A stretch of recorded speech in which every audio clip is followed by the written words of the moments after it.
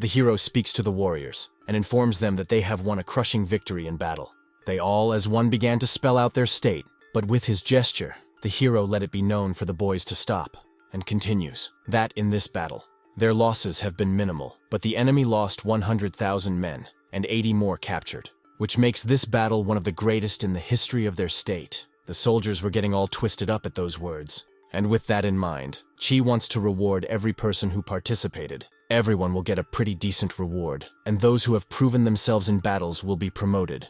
And all the soldiers who are part of the Han army stop being slaves. They're in a frenzy, joy of such a thing. They are now part of the state's army. And after hearing all this, everyone as one starts saying their general's name. And after listening to all this, he realizes that there is nothing like authority and fighting spirit. He gives orders to prepare meat for everyone, and when all the enemies have been subdued, the wine will be served. Now the hero must also wait for his reward from the king. After a time, together with his kingdom, he refuses to come very close to defeating the kingdom of Zhao, and now must go to the front lines. The advisors wondered why their army from Yuncheng had not moved. The Han lands are in danger because of this. But the sovereign asks everyone to stop panicking. He reports that he has received a secret report. It claims that the combined forces of Zhao and Wei were destroyed by Zhao Qi, and asks the assistant to read it. And indeed, 180,000 soldiers attacked the Han lands. But General Zhao decided to lure the enemy into the city and burn them, and 100 of them died in this way. And the Qin army lost only 2,000 soldiers. Everyone began to discuss the event. They marveled at the general's thoughtful actions. Only one was shocked. His theory that Zhao was dead didn't pan out, and he realized that if Qi found out about the secret of the conspiracy, the enmity between them would only intensify. And the joyous sovereign confessed that the general's death was their plan. To lure their enemies into a trap, Qi, as before, did not let his kingdom down. Now he has retained the Khan's lands. And he also defeated an enemy army united. He had no idea that they would start taking over the entire Celestial Empire so quickly. Now, the Han is assigned to them, and now they must prepare for a new battle. In 2 months, they will go to storm the border city of the Zhao Kingdom, and all the counselors swore to go with their sovereign to the last man, including Meng Yi. Meng Wu's second son, Meng Yi, immediately remarked that he should be rewarded very generously for General Qi's deed, and laughing, the king confirmed it. Zhao Qi will get a large amount of gold, maidservant and slaves, and his home village should increase to 2,000 people, and he'll be promoted to the rank of top general. Everyone began to praise both the Tsar and the general. So perfect was their working together, and only one was upset. So the young man decided to wonder what reason the judge had for being sad. He suggested that it might be because his village had been given to Qi. But a man could choose any other possession. Now it's going to be harder for him to get the general. As the judge goes down, but the hero goes up, such words to his own address made the man angry. But on his way out, the guy just laughed, and he said he was just kidding, and you don't have to take it personally. But in his thoughts, the judge was really thinking, it would be even harder for him now to get to the hero than it was to get to the sky. Meanwhile, in Yuncheng's chambers, Dr. Xia has arrived there. He attended the sovereign with all due respect, but he asked to be without ceremony. He and his father-in-law are just the two of them. He wonders if the old man is tired from the road, but Xia said it was fine. He also pointed out that after so much time, but the man still has the memory of Epen. The emperor couldn't afford to forget his only love. He constantly regretted that he didn't have the power then as he does now. But when the entire Celestial Empire is united, he will be able to find her. But the doctor tried to reassure him. He said it wasn't his fault, and Epen understood, and that's why she left. Many nobles who stood above the royalty prevented the lovers from being together. In those days, power was very dangerous, and it was only his feelings for the girl that helped the lad achieve such success. And then the sovereign asked the old man's opinion of the general, and he describes him in the best colors. And only in his thoughts did he remark how much he resembled the sovereign and Ipan. But such things should not be said in public, for it is nonsense.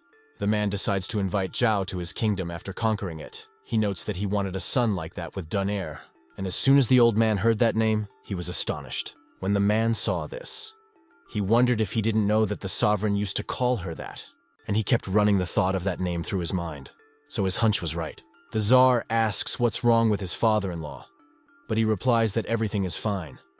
He just didn't expect that Ipin had another name. And then he decides to talk about a case. He wanted to go to Li's village to help his wife Qi because he heard she's having a hard time, and the sovereign agrees to it. And as he's leaving, he thinks about the fact that the general's mom is his daughter, who abandoned her father and her love. But he decides not to believe it until he's thoroughly investigated, and the sovereign must not find out, because if he doesn't, he'll lose his footing and chaos will ensue. Already in Li village, Zhao Manor, it is reported that Qi has been promoted to senior general, and a royal award has been brought here. Meanwhile, inside the house, people are asking Yana if anything is bothering her, but Min remarks that at this point, it's clear she's worried about her lover. But there's no need to worry. The village is now his domain, and he was already the senior general, which the beloved was very happy about. And then the old man noticed the very object in the girl's hands. That looked like a symbol of his daughter's love for her lover.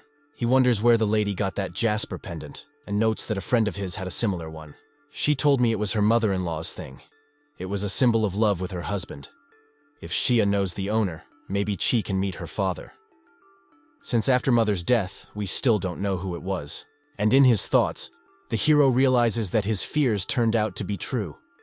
He had been wrong all along. Immediately, Senior Ming saw the old man's reaction. Realizes that this pendant must have really belonged to the king.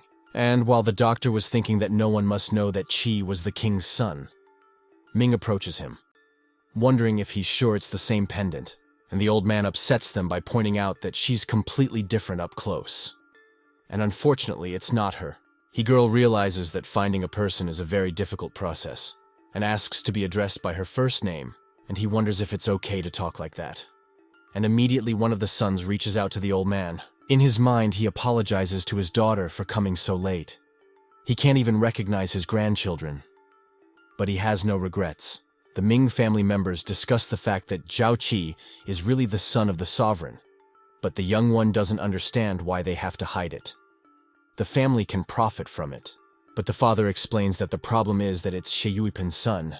It turns out that as a child, the sovereign was sent as a hostage to the Zhao Kingdom, where it was just awful. And when he came back, he wanted to marry Ipin. But the whole top brass was against it, even threatened. So the girl decided to leave to keep the country stable. And after that, the Tsar became obsessed with power. He removed all the old nobility that stood in the way of their love. He restricted his mother's freedom. All the sovereign's ambitions are tied up in obsession with love. What would happen to him if he learned of her death, and what would happen to the state? And because of that, he has not chosen an heir, but sooner or later the secret is found out. But Qi has children, and they can help keep the king from going mad. And he likes Zhao Qi's service. When everyone finds out the truth, then he can make him the heir. And it appears that the man made a mistake when he wanted to marry his daughter to Fusu.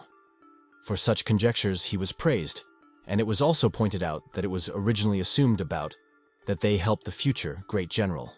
But the reality is quite different. Meanwhile, under the light of the moon, a certain army was in the territory of Zhao Kingdom and ran towards Jingyang City.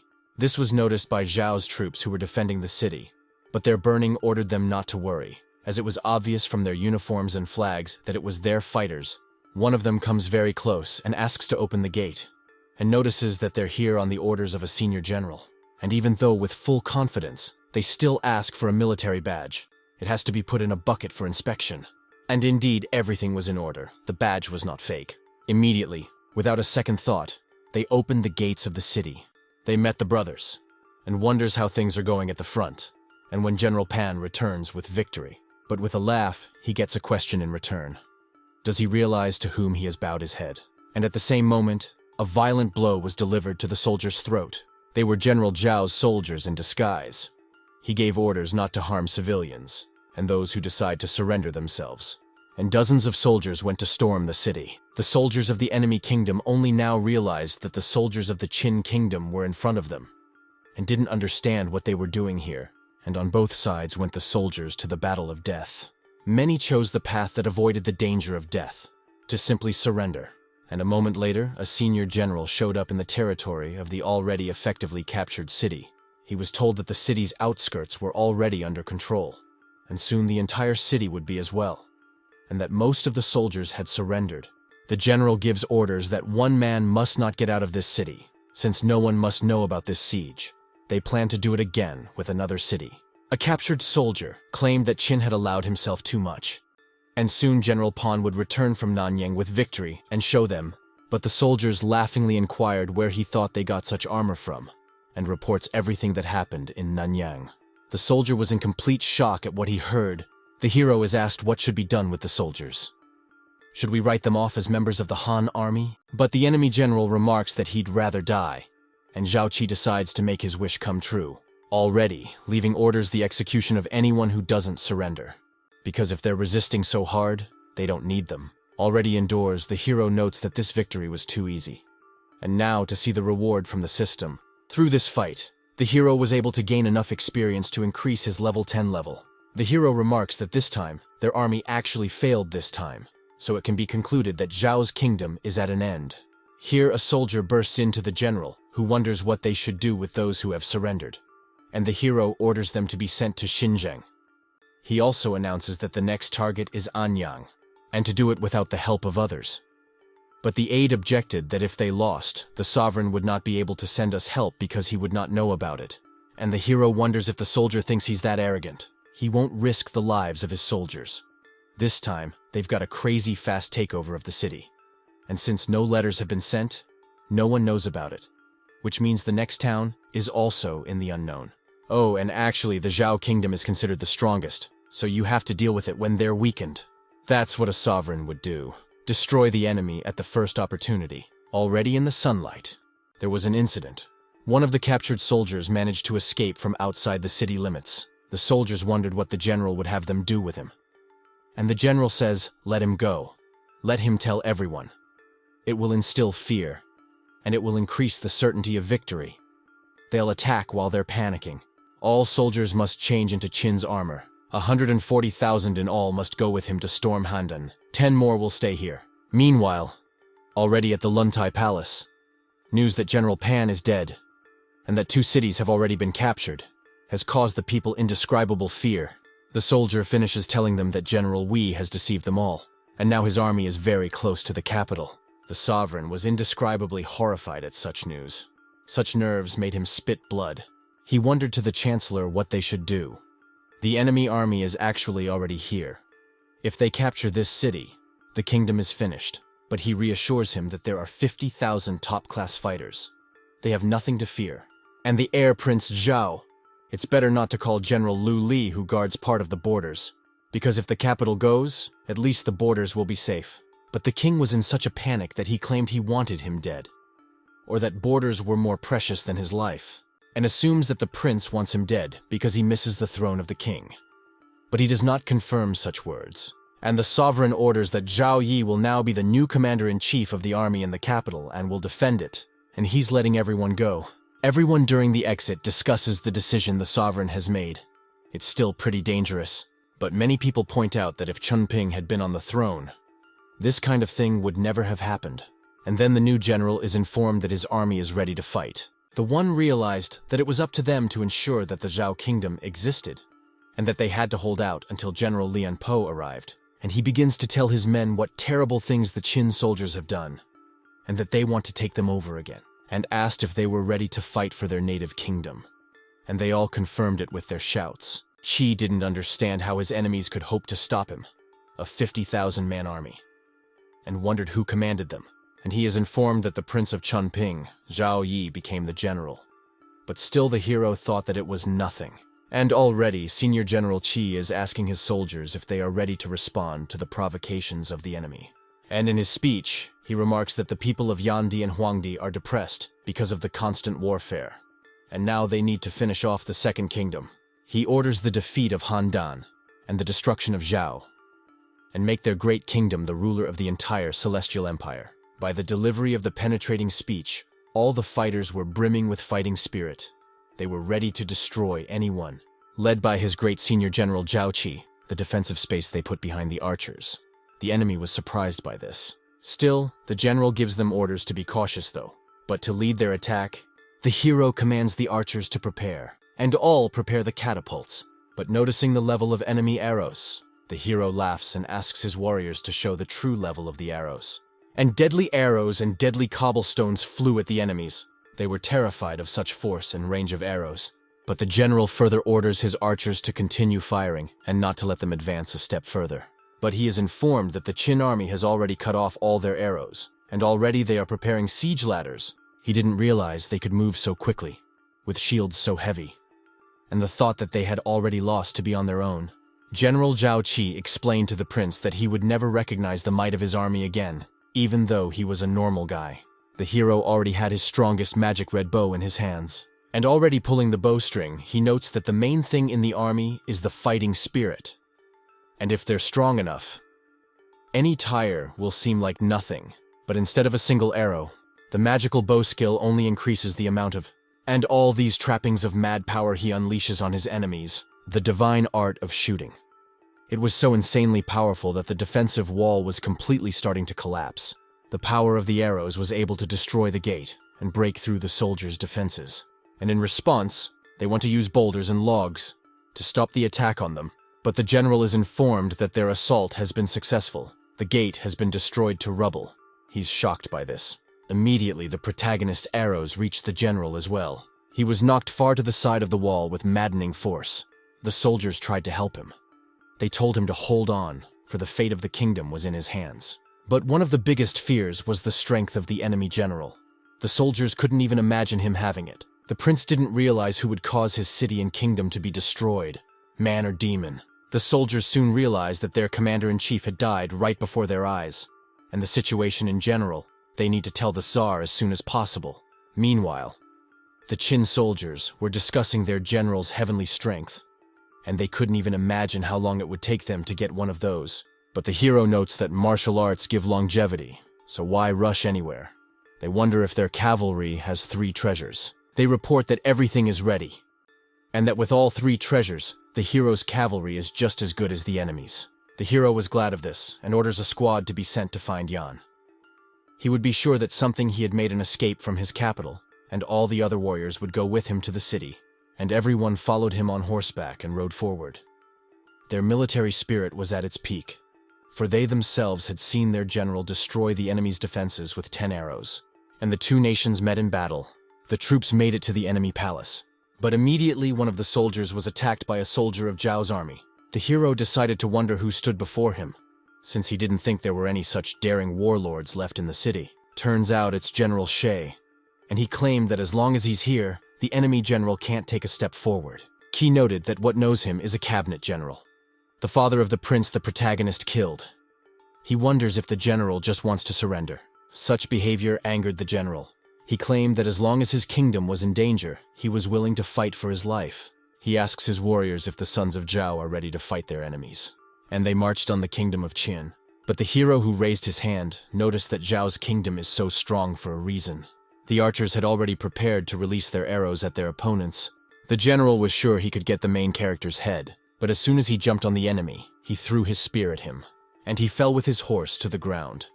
Though the hero felt sorry for the man, he was still an enemy. After this not very long stop, the journey to the palace continues. As predicted, the king fled from the battlefield at the first opportunity, and though the cavalry tried to catch up with him, it was too late. But apparently they were in such a hurry that they forgot to bring the prince.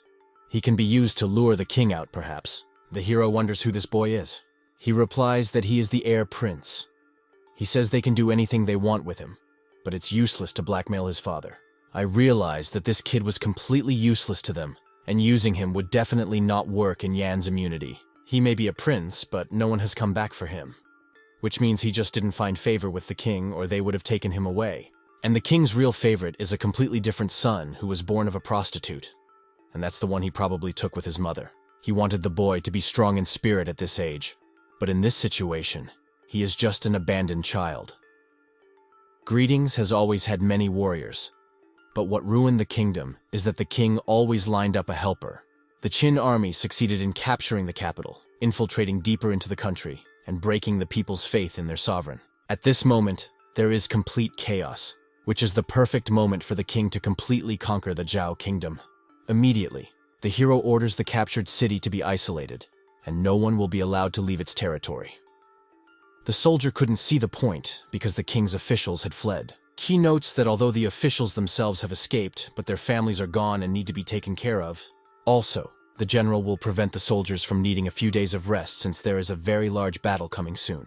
The king has probably sent General Liang Po here. He will do his best to retake his capital. He won't be easy to deal with.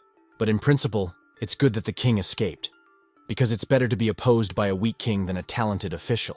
Sits on the throne and says that he must rest now, and that no one is to be allowed in, and as soon as no one is in the room, asks for a reward tally from the system. Once again, he raises a new level, now in front of the heavenly stage. Why is he overjoyed? Already, while gaining a new hero, felt that this time, the strength in his entire body had grown to the point of madness. His physical strength, spiritual power, they keep growing and want to break free like a dragon trapped in his body. If this continues, at one point his body will simply burst from this power. All the power begins to seep into his body, but still eventually begins to calm down. Now, before the celestial level is reached, we can say that the hero has now embarked on the path of martial arts. His meridians are free, and his strength is easily controlled. Apparently, this is the celestial stage, but it takes time to realize its full power. Now he can concentrate the true Qi at any point. Raising up the hand in which the Qi had gathered, he let out a whole energy beam, who was able to destroy part of the roof of the temple. His power increased at least 5-fold with the transition. Even though his strength has been increased, he will also need more experience to level up now. In this place, it will be difficult for him to increase his level. Now I wonder if there is a place for the perfect perfection of oneself. But that's just a guess, and he's not worthy of the world yet. And then the system asked if he wanted to open an assignment to learn an additional craft. The system allows the hero to learn any one craft of his choice from a variety of crafts. Looking at each of the listings provided, the hero chooses the craft of beast taming. Now he has a mission to take over the kingdom of Zhao and kill its king. It's up to the king now. The message has probably already arrived that 2 cities of their state have been captured, but they don't know about the capital yet, and whether the inn will even agree to take the fighting any further. Meanwhile, the Zhao kingdom is on the border. In one of the battle camps, there was a dialogue developing about General Zhao Qi. For all the feats he had recently accomplished, another general said that the sovereign had sent Qi east to the Zhao state, and the rest of the army would go to help conquer Zhao. This is the moment they've been waiting for a long time. Now they're going to go into battle, but one of them was troubled about something, and when his comrade asked him for it, and when the head heard that he had some doubts, the order was to say everything. What confused Li Xiangya was that although the hero had gotten the victory, but the sovereign still hadn't sent a new task to the hero. If they united all the troops, they would annihilate the enemies in an instant. The latter confirmed all the words he had said. But Wei Liao had already proposed such a tactic to the king, and he refused it, and sent no one to the Han lands. And it turns out that the best moment to issue this decree was missed. Perhaps the sovereign reaped the opportunity for Zhao Wei himself to take advantage of the situation, and so did not issue a decree, and questions arise as to whether the hero will take that chance. In other words, would all the other generals and centurions have gone to another state without a decree from the Tsar? And those confirmed it, but attacked the kingdom of Wei, because it is much weaker and is closer to the Han territories. And all of this together increases the chances of success, and if Qi went straight there, it would be very dangerous if they left the border unprotected. And the chapter confirms that storming Wei is a good option. But will Zhao lose the opportunity to attack the Qin Kingdom? And then the general decides to listen to the senior general's new orders. And yet they decide to attack Zhao's kingdom. And even though he says they're taking high risks by doing so, but the elder claims that he trusts General Zhao Qi, and trusts the king's decisions. And yet, each of the generals decides to agree with the order of the elder, and also follow his example of trusting Zhao Qi. Just then, a soldier comes in with a report of the changing situation in Zhao's camp, which the senior general was insanely happy about, since the decision would depend on General Lian Po's decision. There is training going on in the camp, but only a small fraction of the soldiers are doing it, which is odd. And laughing, the senior general said that's exactly what he thought, so he decided to ask the other generals. And then there are theories that it's all just a maneuver to pretend they're there, which means that Qi has taken Handan. The hero lived up to expectations and gave them the perfect opportunity to destroy the Zhao kingdom. And it would be strange if Wang Jian didn't take advantage of it. Having already gathered enough warriors, the general analyzes that Zhao Qi will get the main credit for destroying the enemy kingdom. But he will not allow Huan to stand second place to Qi. One of the soldiers reacted to the general's sneeze and asked if he was feeling well after that long hike, but he keeps telling the others to speed up since he can't lose to Vanya and Meng. Meanwhile, the hero analyzes the fact that the troops of Hanggu and Lantian have time, and then Zhao's forces will be completely surrounded, and then nothing can help them. The soldier remarks that in this battle they must hope that the sovereign understands the plan, and if he does, they will be all alone. Here they are notified that a man from Xiangyang has arrived who had a decree about the granting of titles, and with this news the worry that the sovereign would not understand the plan disappeared at once. He sent a very trustworthy man here, for the danger was great. It turned out to be the king's personal guard, Ren Xiao, which the hero was happy about, since no one knows about him at the moment. But when Qin subjugated all the states, it was he who went to their tribe, and of course the hero has already realized that he will return such a loyal general back to the sovereign, and then he began to read the order. For all his deeds for the kingdom of Qin, Zhao Qi is awarded the title of Shao Shangzao and the title of senior general, and with it, the right to control an army of 300,000, and to decide military affairs as he sees fit. Others with military merit will be promoted as well. Immediately, the hero received congratulations from a man, as few have achieved such a thing at such a young age. And the soldiers were agreed that their general got it fully deserved, except the man who brought the news. He said that the hero really deserved everything, and someone like Qi would never become a hero himself, since he hadn't even seen the battlefield, and realizing that he could offer him not to wait a huge amount of time. To go to the battlefield at this moment under command, and without a second thought, he agrees, because His Majesty wants to reunite the Celestial Empire, which means he has to be a part of it, and it's a great honor to serve such a general. And the hero was very happy with the positive answer. He appoints 2 commanders of 100,000 troops each, and everyone thanks him for his generosity. And he orders every man to take his seat, since the enemies are about to come. After a while, the boys were already discussing their new positions, and the responsibility they had received along with them. And while the hero was by himself in the room, he asked the system to calculate the new title and rank awards. He got even more useful items. He was happy about this, and noticed that the higher the rank, the better the rewards of the system. Some of the skills he's learned he'd better pass on to his subordinates. They also decide to examine one of the items, the Scarlet Tiger Egg. If you make him your riding pet, his roar can instill fear in your opponents. First, the hero needs to make a contract with the spirit beast. This is done through the use of blood. Having already appeared in front of the hero, the egg turned out to be 2 times the size of a regular tiger, but only it is unlikely that the tiger cub will be able to withstand the weight of the hero. And when he cuts his hand with a blade, he declares that today this creature will be his riding pet. And as soon as those words were spoken and drops of blood hit the eggshell, it cracked, and the system congratulated me that the contract was successfully awarded.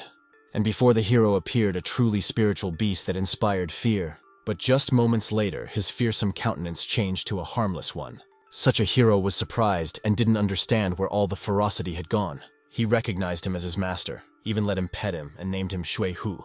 And then the general is told that the enemy army is already an hour away, and he's asked to go outside. Already in the street, the soldiers noticed how the enemy's army was gradually approaching them. The commanders noticed that the enemy commander has managed to gather quite a large army, only it's needed to recapture his own capital city. And then they were distracted by a shout that there was a giant tiger, which sounded like a load of crap. But the soldiers claimed that indeed the senior general was settling a giant red tiger. And indeed it was already noticeable that the protagonist was riding his new pet. Subordinates were immediately distressed by such, but the hero tried to calm them down and explain that this is his riding pet. And he showed it to them now, so that there would be no problems on the battlefield. He asks, and all known information about the enemy army, and he is given it. The heroes didn't understand why they didn't want to attack yet. It is possible to instill fear into the Qin army, to boost the morale of their fighters, and the commander sees something approaching them that looks like the general's chariot. And indeed in the chariot was Liang, one of the 3 senior generals of the Qin Kingdom. The hero supposed that the old general had bet his comrades that he would not kill him, but here, since the old man heard it, he replied that messengers are not killed, and if the lad did so, he would dishonor himself. With a shout in his voice, he introduced himself as a Qing soldier, and wondered if there was a senior general among them, and if he dared to come down to him. With a laugh, the hero replied that he hoped that while he was going down, the old man would not run away. The soldiers line up to secure the general, asking him to be careful, since the enemy general could take care of everything. If Qi kills the general, it will ruin his reputation, so it might be better to have his aide do it. But he refuses. The hero explains that he could easily have killed the rumor. But in that case, what place among the nations would the kingdom of Qin occupy? Especially how the commander-in-chief can control the troops but can't go down and take the fight. Getting on his pet, he decides to get down to as fast as he can. Commanders notice that the general always thinks things through. But Xiao realized he wasn't wrong about the person he'd chosen. The general was shocked at what he saw. He didn't understand what the enemy was sitting on. Landing on the ground, the hero wonders if Liang really wanted to see him. He didn't understand where Qi got the giant red tiger from. But the backlash he got was that it looked like the younger generation was already breathing down his neck. The hero assumes that he wasn't called here to give out accolades. But Old Man Bull resents the fact that his adversary can be impertinent. He started listing all the warriors he has in his army. He recommended to Qi that if he didn't want to die, he should give up. The hero thanks for such an interesting offer. It would be better to ask his brave warriors if they wished to surrender. And they were all completely filled with fighting spirit. The old man began to say that the enemy had driven itself into a stalemate, and that his army would regain its capital sooner or later. But in response, Qi argues that only the general has stonewalled himself. But still, he came here only to say that they had failed to destroy the morale of his army. And the fact that they left the border undefended gives the hero's allies a chance to take the kingdom. If the general fails to capture the capital in 10 days, his army will be attacked from all sides. So it's better to surrender to Zhao's state or they'll all be killed. And then, in between all these words, the hero asked if he could read the verse he had written for the Zhao Kingdom. The general was puzzled at such a suggestion, but it wasn't a joke, and the hero began to recite the verse. The country is overrun. The country will perish. King Zhao fled, saving his life. The culprits left the court. Shame. Such lines about his state and the Czar angered the old general. And turning around, he returns to his soldiers to the same hero's lines. Nothing but laughter from the soldiers. Sovereign Zhao was very schooled by the fact that he had been insulted. You promised to cut out the tongue of whoever came up with that. But his aide reassured him, saying that the opponents only had 100,000 men and wouldn't have enough for long. And then one of the soldiers announced that the senior general had returned. The king wondered why Liang let his opponent humiliate him and why he did not kill him. The advisor emphasized this, and talked about the fact that he offered to send an archer to kill Qi, but the general refused to do so. And then the general shouted with all his might for everyone to shut up. He wasn't satisfied that he wasn't allowed to say a word about military work, which was his trade. The senior general is obligated to take to the capital in just 5 days while they have the chance, and now the assault on the capital is in full swing. The soldiers were asking the senior general how they should respond to the enemy's offensive, and the hero said that each of them would stand to the death. And 7 days later in Handan, the senior general is notified that once again his army has been defeated. The fact that his loss already amounts to 70,000, and it was already the 8th day, which meant that Van's army might soon arrive. The commander suggested that the senior general retreat a little to meet the troops, Liam, but the old man stood on the fact that this was their only chance to defend their state, taking the sword out of its sheath. He realizes that they have only one shot left. He lifts the morale of his soldiers one last time and orders them to continue to storm the city. The commander noticed that the enemy had become much stronger, that if they are less defensive, they will suffer more casualties. In response, the hero says that's a common reaction. Their country is on the brink, so this is just one last desperate attempt. They've been having fun for 7 days now, so they need to stop. The hero decides to take Hu along since it's time for a refreshment. He feeds on the blood and spirit of killing. At the moment, the battlefield is a huge dinner table for him. The enemies should cherish this moment, as it will be the last great feast in honor of the Zhao Kingdom.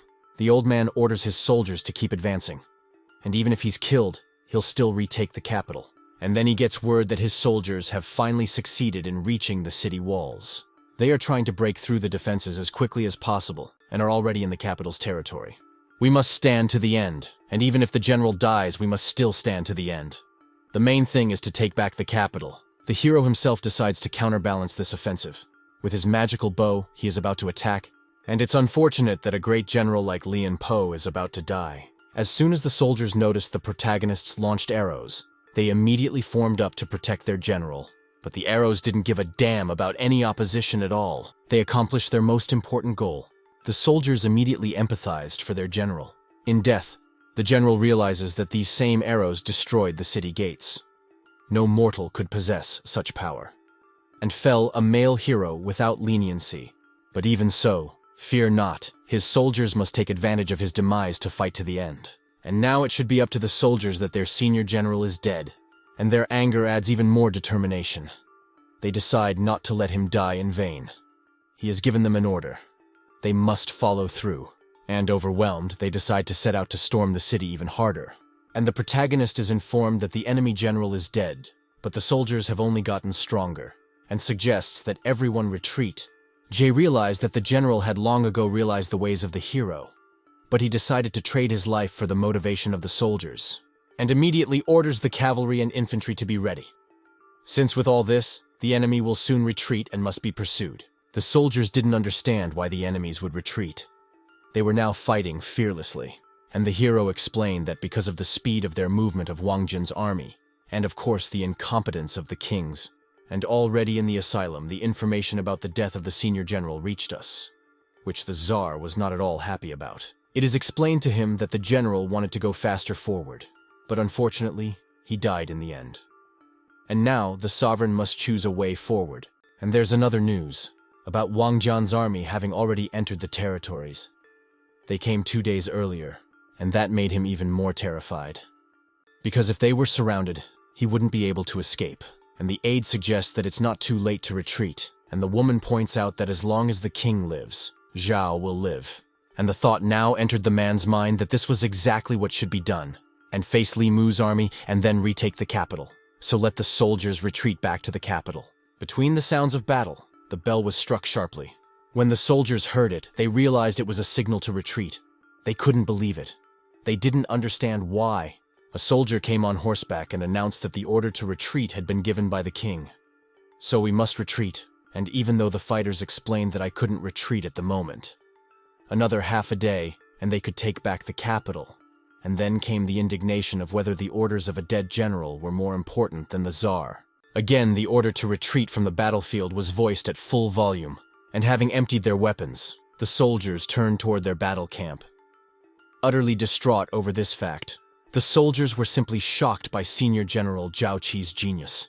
But the hero himself was upset that Lian had acted like a hero, and it turned out like this. Immediately, one of the commanders ordered the archers to begin the attack. A sea of arrows flew at Zhao's soldiers, which they tried to escape from. And here the hero already notes that the morale of the enemy army has fallen. There's nothing left for the pet to absorb. It's a pity about Liang's plan. And then, turning to his commanders, he asked them to listen to his orders. We must mark the gates and prepare an army of 5,000 and go to finish off the rest of the army. And a moment later the army, led by the general, went after the enemies. The whole army was filled with fighting spirit and determination. Realizing that the Qin army has just humiliated Zhao's men. I should listen to my general's orders, only decide to fight to the death.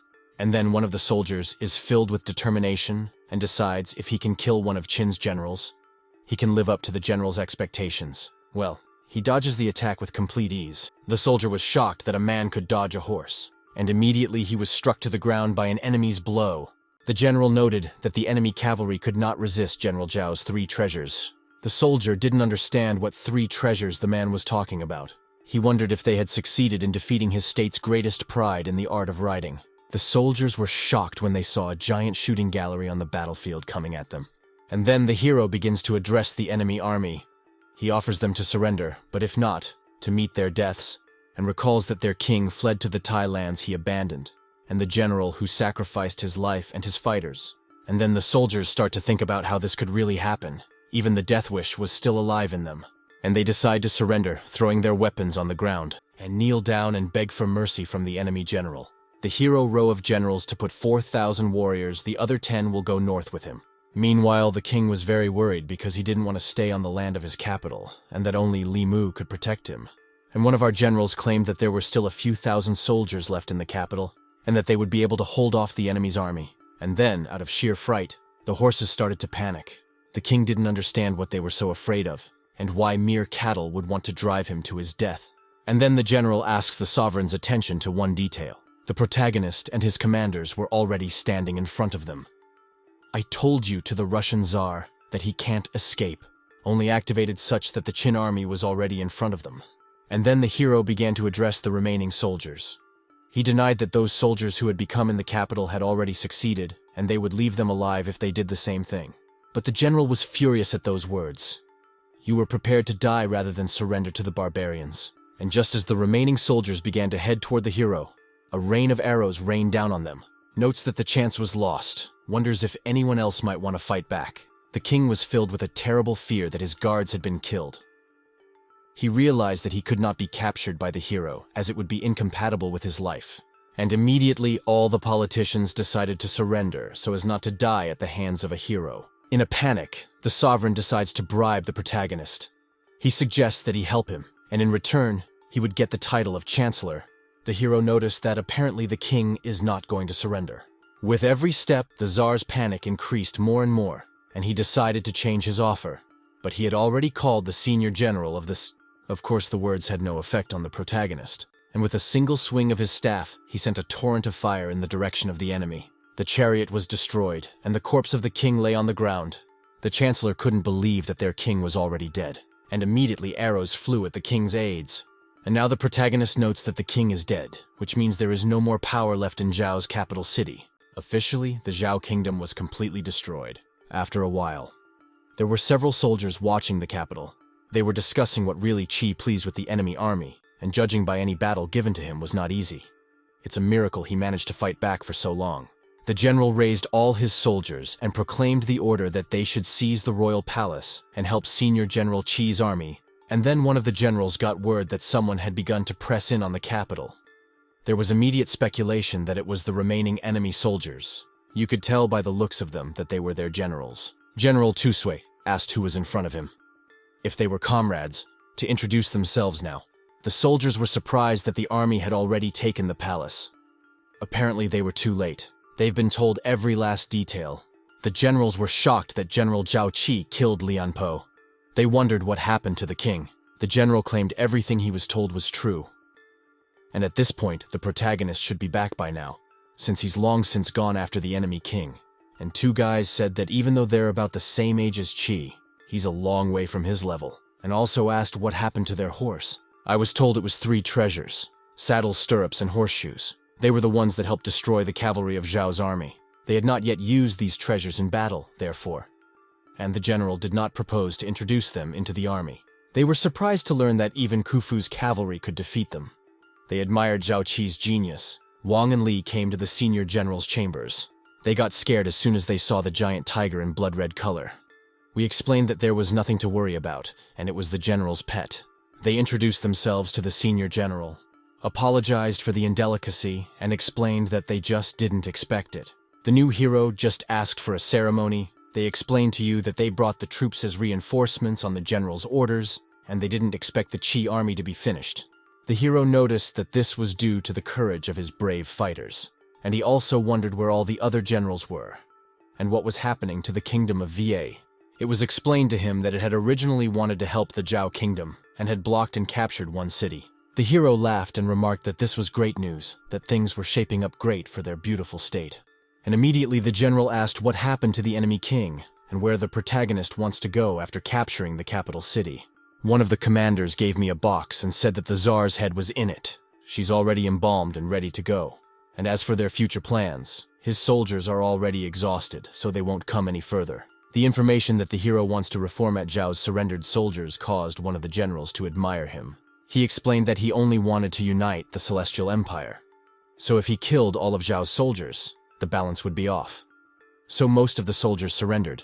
It's not hard to appreciate such a noble act of heroism. And then they decided to stay out of the general's way and turned around. But then the commander asked because he had one thing he didn't understand, who noticed that their losses weren't that great and they didn't have the strength to go on. So why did the hero tell the generals they'd go back? He replied that they had already defeated the kingdom. So why parse out all the credit? All the credit shouldn't be taken on too much if you can share the work with others. The commander thanked the general for the instruction, and afterwards, the hero reminded him that he needed to rest because he would soon have a lot of work to do.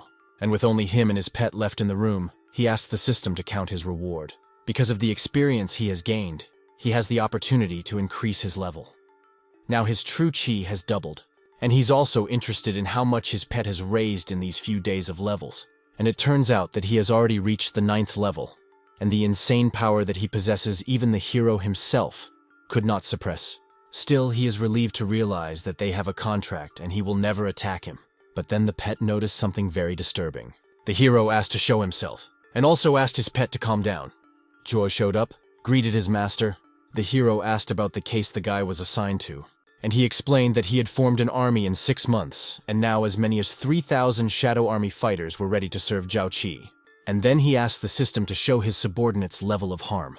And he did have a very high rate, so you could trust him. The heroes appreciated the guy's excellent work, and officially appointed him a trustee. And the guy immediately started making promises that he'd serve for the rest of his life. And then the hero wonders if he knows about the power that the generals of his army have. And then the hero told that the source of their power is him, and promised that, although in the past the guy was defeated, but in the future it will not happen in the future. And put fire magic in his hand, and wondered if the guy wanted the same power. By embarking on the path of martial arts, he can gain powers beyond the reach of mere mortals, and in which immortality is no longer a fantasy. Now he realized why even the oldest among the generals he couldn't defeat all of this power, and now he could get it. He began to thank his master for this level of trust, and promises to serve faithfully. The hero is happy with that, so he hands over the shadow technique to the assassin. The guy feels a powerful energy flowing through his body, and it turns out that this is the power of martial arts. The magic flowed throughout his body, making him even stronger. And after the handoff, the guy thanked the owner again. Hira explained that he had passed on the technique much better than the others. But here everyone else had been training with martial arts powers for many months now, so the guy would need to practice it. Now the protagonist has an army of shadow guards in his hands, but that is not yet enough to fulfill his early plans. The hero gives a list of the first 3 levels of equipment for the guy to train the fighters, wondering if they should trust them with such important information. But the hero reassured them that he has enough information about their loyalty so that when they succeed in their training, they can spread out around the world and continue to perfect their techniques. He wants to have spies everywhere, and the guy promised he'd do the right thing. Now he has the technology in his hands, as well as unlimited power, and also an elixir to help him improve himself. Cried because of how well the gentleman treated him, but he calmed down and took all the items and left. Now thanks to Zhuo, in a few years, the hero will have spies in every city.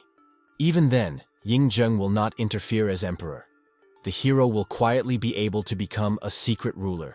In one memoir, the future King Zhao scolded the girl upon for carrying Inu's food, but the guy promised to grind Zhao Yanya into powder one day, when suddenly the king woke up filled with anger at what he had seen, and yet it turned out to be just a dream reminiscent of the past.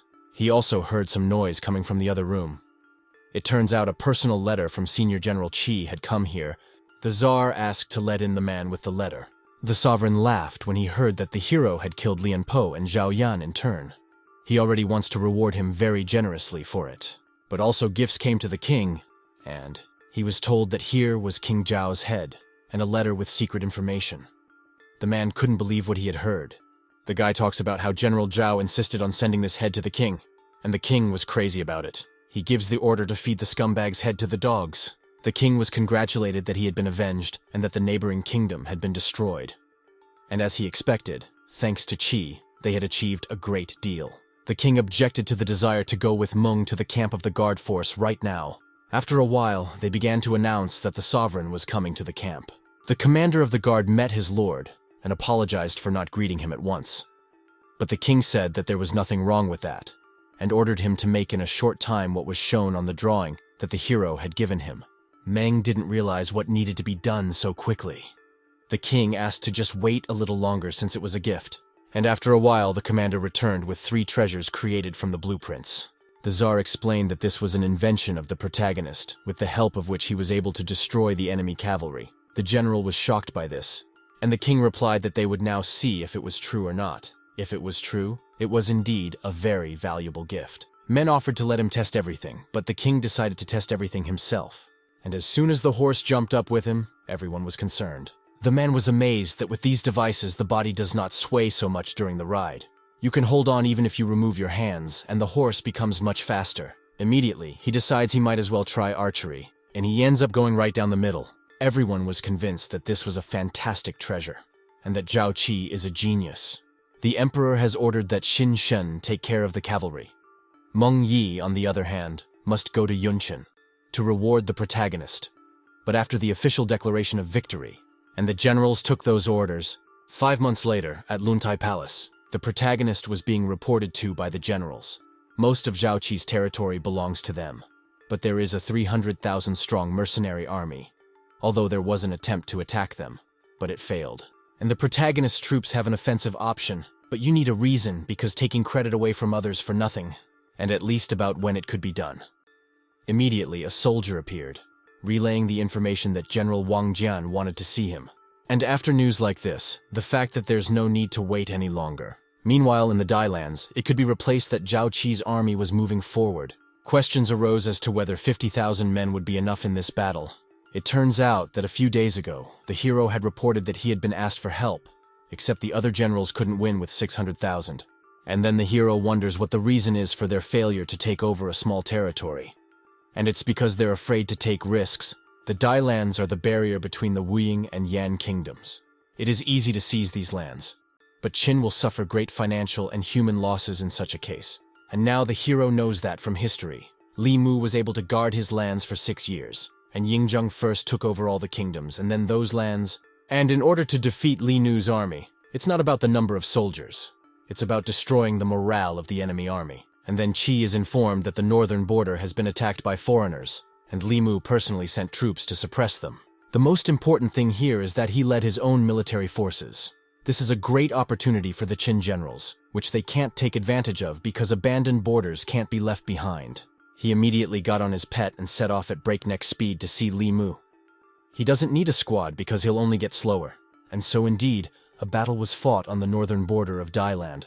Zhao Kingdom's senior general, Li Wum, dealt with enemies with ease. And then he gets word that the strangers have confused them and sent a squad to plunder a village in the area. The general said they could only warm their hands on other people's misfortune, and told them to fight back with all their might, and also hoped that the people on the northern frontier would wait for the main forces to arrive. But everything turned out to be not so rosy.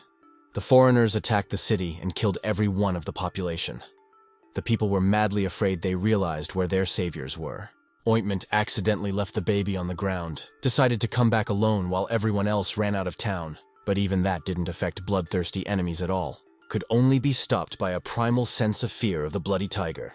The hero introduced himself and promised that no one would get hurt in this town while he was here. The people were overjoyed at such a rescue. Vadim was shocked that someone could ride a tiger. It turns out they're not just scum in the Central Plains. And though they wanted to know his name, the hero said that the barbarians had no right to hear his name, that he would take their miserable lives. And it was some time before Zhao's army came to the village that was attacked. They realized that they were too late, but they just didn't understand what had happened to the enemies. The entire attacking army had been defeated. My general remarked that equal parts of them were made by guns and wild beasts, so it can't be peasants. It looks absolutely suspicious. And then one of the residents turned to the generals. He explained that he was a simple peasant, and that a few hours ago they were suddenly attacked by foreigners. But luckily they were saved by a young general. He asked to tell the general that he wanted to meet him. The general pondered who this man could be and how it could even be real, but still agreed to meet with him. And after a while, when the hero noticed that people were approaching him, he said he was waiting for the senior general. He was shocked that the savior was a Qin general. He explained that he had heard of Li Mu for a long time. He would like to talk to him. The man understood why the enemy general was here, though he was grateful for the rescue of the peasants. Here in his head, he was not at all surprised that this was the man who had killed the foreigners. The hero explained that he was a descendant of great men, and he couldn't bear to see innocent people killed. So there's nothing to thank him for. The general realized he was also a descendant of great men. He had always defended the Dai lands, but the royal court had never realized it. And I was also surprised that the first person to understand it was an enemy general. But still, the man asked what business the guy wanted to talk. He wants to fight to solve the case of other generals. The hero from such laughed. The hero explained that the main disasters were coming from the foreigners, not his soldiers. They could only be stopped if the two kingdoms joined forces. The man thought the guy was telling him to give up. He wasn't ready for that since he was serving his kingdom and would stand for it to the end. And at the end, he promised not to forget that Qi saved Christian. But the guy needs to get out because Zhao's army will surround him sooner or later. In response, the hero remarks that although the man serves the kingdom, But that is where it is now. Only distant lands are left of it. All the king's successors have been slain. The man was shocked to hear him say that. He has no one else to serve, but he wants to spill the blood of the nations for his own glory. If the heroes hadn't come to the aid of his people, they would have died at the hands of strangers. And if he hadn't, he wouldn't have come to the aid of his fellow men. So he asks me to think about his offer again, because he's going to the next meeting to hear the answer, and immediately evaporated from here at lightning speed in front of my eyes. The general just stood there, silently contemplating the whole situation. The soldiers were already announcing it to the protagonist upon his return. They began to inquire if he had met with the enemy general and what the result of that meeting was. And arrogantly, the hero shared his predictions.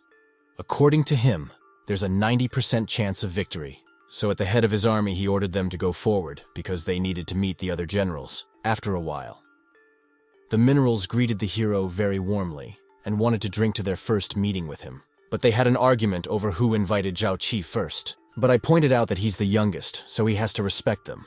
Besides, it's a sacred duty to help his army. And in a jovial atmosphere, they decided to celebrate the meeting. One of the men explained that they had invited the guy because they didn't know what to do.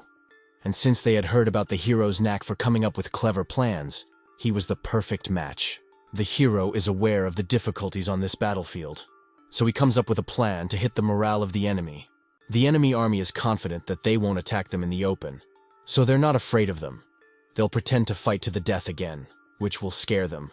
This will make them panic and force them to surrender. And in a short time, a whole army with many weapons was assembled. The generals began to say that they were marching with the army to the death to achieve the goal. The counselors started to panic because they didn't think so much power would be spent on a small town. It's also been reported that General Zhao Qi has joined them. So one option for survival is to escape. The general was not happy with all these words. He considered himself a part of the Zhao Kingdom, so that they should shed blood for him. Well, the advisors immediately rebelled at this. They felt that the Dians would not be part of their kingdom, but merely a defense against foreigners. From all the words he heard, the man began to realize that Zhao Qi, his enemy, he hates less than these people. The man claimed that the Yandi and Huangdi people are one and the same, even though there's a whole army outside the city, and they just want to run away. Suddenly, an arrow with something in it flew into the wall. I was already thinking that the Qin had started an invasion, but it turned out to be the protagonist. He expressed his desire not to fight. As brothers of the people, they should not do so. It is better for them to unite.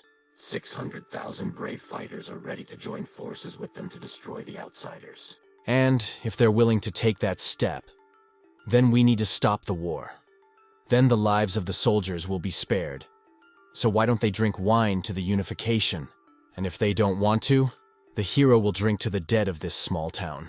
The soldiers realized that they didn't stand a chance against the Qin army.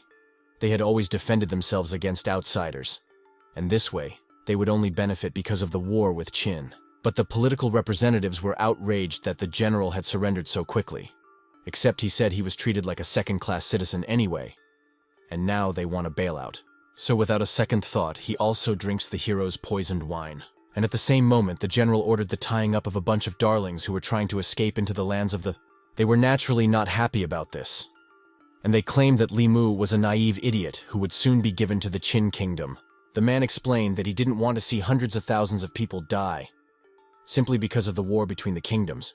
He gives the order to open the gates, in order for their brethren to enter the city. The soldiers were pleased because the enemy surrendered without casualties. The generals could not believe that Li Mu had capitulated. Zhao Qi managed to save the lives of many soldiers, but the hero explained that Li Mu didn't capitulate. He joined forces with his brothers, and at the same moment, out of the city, through the gate, a general came out with a bottle in his hand, and the system reported that the task of destroying the Zhao Kingdom had been completed, as the Dai lands had been captured. Already when the moon took the place of the sun in the sky, the generals of the two kingdoms calmly sat at the table and celebrated the fact that a new alliance had been formed, only without the protagonist because he'd had too much to drink. But really, the heroes were already alone in their room asking the system to count the reward. He finally got his first craft, but for some reason the hero didn't feel any change, and the system explained to him that the level is still too low, and he wonders if he can use the advancement points to increase the skill level, and it turns out it really can be done. The system has no problem accepting hero points, and now, after Qi had spent the points, He had reached the maximum level of the first degree. He will now be able to tame beasts and birds no higher than the first degree level. And now the level is at least good for something. And then he was consumed by memories of his beloved. He hadn't seen her in 3 years. He should definitely return home, but he just had to wait for Yuncheng's decree. And already in the afternoon, the generals before the trip persuade the hero to have one last drink with them. They expressed their sadness that the hero was going to Zhao's capital so quickly. But still, a new mission awaits him there. Lastly, Wen expressed his admiration and wished him good luck with his function as a senior general in Handan. The hero was overjoyed at these words. Now, even if some Li Shi, like he did before, will turn against Zhao Qi, the generals are now standing fast behind him. He thanked Uncle Wan and Uncle Huang for such warm words. In his mind, he realized that the Meng family wouldn't be the only ones to stand up for him now. It was time for Wang and Huan to go on their way. The next time they would meet would be in Xiangyang, and the hero wondered what the remaining Li Mu wanted to talk about. And he bowed his head and asked to accept his bow. But the hero didn't understand why. The man expressed his joy, for there was now peace in the Dai lands. But he could not think that the king of Qin would allow Li Mu to stay in his place. He swears to serve the hero. The hero realizes that the man guesses Qi's intentions, but doesn't say so directly. So he takes Li's vow. After a while, the hero was awakened by Zhang Han, who addressed Mr. He notes that the hero has been working around the clock since he returned to Handan. He also reports that the surrendered army has been reformatted. The main headquarters in Zhao's land has also been prepared. Qi appreciated the commander's work and ordered him to prepare to leave for Xiangyang. But the soldier wonders if he should rest first. But the soldier refuses. And so, having gathered 2,000 soldiers as an escort, the senior general sets out on his journey. The hero realizes that the sooner he meets the king, the sooner he sees his home. Now he finally understands what it means to miss home. Already 10 days later, in the suburb of Xinyang, Yuanshan, the hero was informed that Xiangyang was getting close. However, the soldier didn't quite understand what the guard led by Xin Sheng was doing here. But the hero promised to find out. Zhao Qi understood that the guards were here on the orders of the sovereign. However, for what purpose? Perhaps the king listened to Li Shi and decided to reinsure himself. Could it be that he was afraid of the hero's merit? If he is, then he needs to raise some measure. Even though he believes Yuncheng isn't like that, he wondered to General Xin Sheng what the guard was doing here. But he was asked not to leave the carriage, since His Majesty was expecting to arrive in the city. So he asked the soldiers to meet Zhao Qi and escort him out. And that's when the hero realized that he hadn't thought. That Yuncheng had only wanted to give him a warm welcome in accordance with the rules of etiquette. The hero has no intention of rebelling against Yuncheng, if his sons will also be worthy rulers like him. Yi Chaoqi will help protect the Yandi and Huangdi people. And then the king and the chancellors noticed that Zhao Qi's carriage was approaching. And even though the soldier wanted to report that he had met and escorted Zhao Qi on his orders, and that the senior general had arrived. But Ying didn't pay attention. A soldier from the protagonist's army saluted the sovereign, but all he could think about was that he would be able to see Zhao Qi alive after 3 years, and now the two men were facing each other. The hero was surprised that Qin Shi Huang himself decided to approach his crew himself. He greeted the king with all sincerity. He began to talk about the work done in Zhao's territory, but the sovereign asked to be without formality. He took them by the hand and led them to the others, saying that the most important hero of the Qin Kingdom was before them. And they immediately chancellors greeted with Senior General Qi. Yuncheng wanted everyone to see the famous senior general. And indeed, the people of the town, with shouting and joy, welcomed the hero. Meanwhile, Yuncheng caught himself thinking that Zhao Qi reminded him a lot of his lover. Not only in appearance, but also in the way he rejoiced at her. With a laugh, the sovereign explains that he has wanted to meet for a long time, and today his wish has come true. He is insanely happy. And in general, after hugging the hero, he explained that he was very happy with him. The aides were surprised that the two of them were so close. Though, the king is just glad to see the hero of his kingdom. The judge was watching too. And to make a mockery of it, it was assumed that no one else would be able to offend the hero. The man was astonished that a villager could reach such great heights, and he could become his son-in-law. The man should do something about it. And already inside the palace, the hero says that he is afraid. But the king says he's been wanting to show him for a long time. The hero had never imagined that the king would be so friendly to him. But he would have liked to talk to him alone too. and already walking into one of the rooms. There was a table with sand in it. Yuncheng had put it in order for the hero to have inspiration. The protagonist stood in front of him and remained silent, and immediately said that this is the Celestial Empire, the kingdoms of Yan and Huang, and the sovereign was madly happy that Zhao Qi understood him. When he heard him speak to the Han soldiers, he immediately realized that they were both thinking in the same direction. He had never had such an understanding, not even with his sons. And then the servants brought dinner, and the hero thinks of leaving so as not to disturb his majesty. But he tells Qi to stay. They wanted to talk to him, so the hero has to stay and have lunch with Yuncheng. Didn't understand if that's how military officials are treated. Zhao Cao has one of his aides. He didn't understand why the sovereign had now decided not to dine alone. Even his sons had no right to disturb him during dinner. This Zhao Qi is not so simple. And after a while, when they were at the same table, that Yuncheng was very pleased with the conversation with the hero. They even had similar personalities. Also loved the wine the hero brought back. It was beautiful. Zhao Qi explained that he unfortunately didn't know the name. He just knew that it was very intoxicating and had medicinal properties. But if His Majesty would fulfill one request of Zhao, he was willing to give him 10 bottles. And the man was willing, and the hero said he hadn't seen his bride since he left to serve. He wanted to go home and marry her, and the king was not against such a thing. But there was something he needed to tell, namely, the fact that Li Si tried to get his daughter back, but he had rejected her because of past remarks. And the fact that Meng Wu had become her father in name. The hero was grateful for such a thing. If not for the sovereign, he would have had to seek Li Si's approval to marry Li Yan heir. But the king explains that Zhao Qi is the general of Qin, so he is only too happy to approve of their marriage. He also wondered if the hero knew his parents. He said that his mother's name was Zhao Dong and that she came from the Zhao Kingdom, but his father had abandoned them. And he probably wasn't a very good man. And immediately, as soon as Yuncheng heard about what the hero's mother's name was, and the fact that he grew up without a father, he almost fell to the floor, and thought about the fact that his beloved was from Zhao. He looked a lot like her too. But he still said he hadn't had a drink in a while, so he'd had too much to drink. So I guess it's time for the hero to go home. He thanked his master, and left for Li village right away, and wished Yuncheng a good rest, and immediately ran away with the words that the sovereign had had a little too much to drink. But Yuncheng wasn't too happy about this, as he still wanted to talk to him. The hero realized that if he hadn't left now, he doesn't know how long they would have kept him there. But the king wanted the hero to return to him. But one of the aides wondered why the man got so drunk, and that he needed to rest. Just a few days later, in the village of Li, little kids climbed up on the roof, which is what the grandfathers said. But the man was afraid for Seer and Qi. He asked me not to scare Grandpa like that and to come down faster. Their mother was not pleased, ordering them to come down now, or she would tell their father everything. And the boy said that his father should know how brave he was. And when he grows up, he'll go to war like his father, and become a general too. And the sister wanted to show that she was brave too. But as she was climbing up, her foot turned and she flew off the roof and onto the ground. The brother flew down after his sister. Both their mom Yana and Grandpa were worried about them, but they were saved by the sudden appearance of their father. He pointed out that it was too early for the rascal to become a man. But if he wants to be one, he shouldn't be so presumptuous. As the girl saw in front of her and her lover, the tears changed to surprise. Now he told his beloved that he had returned.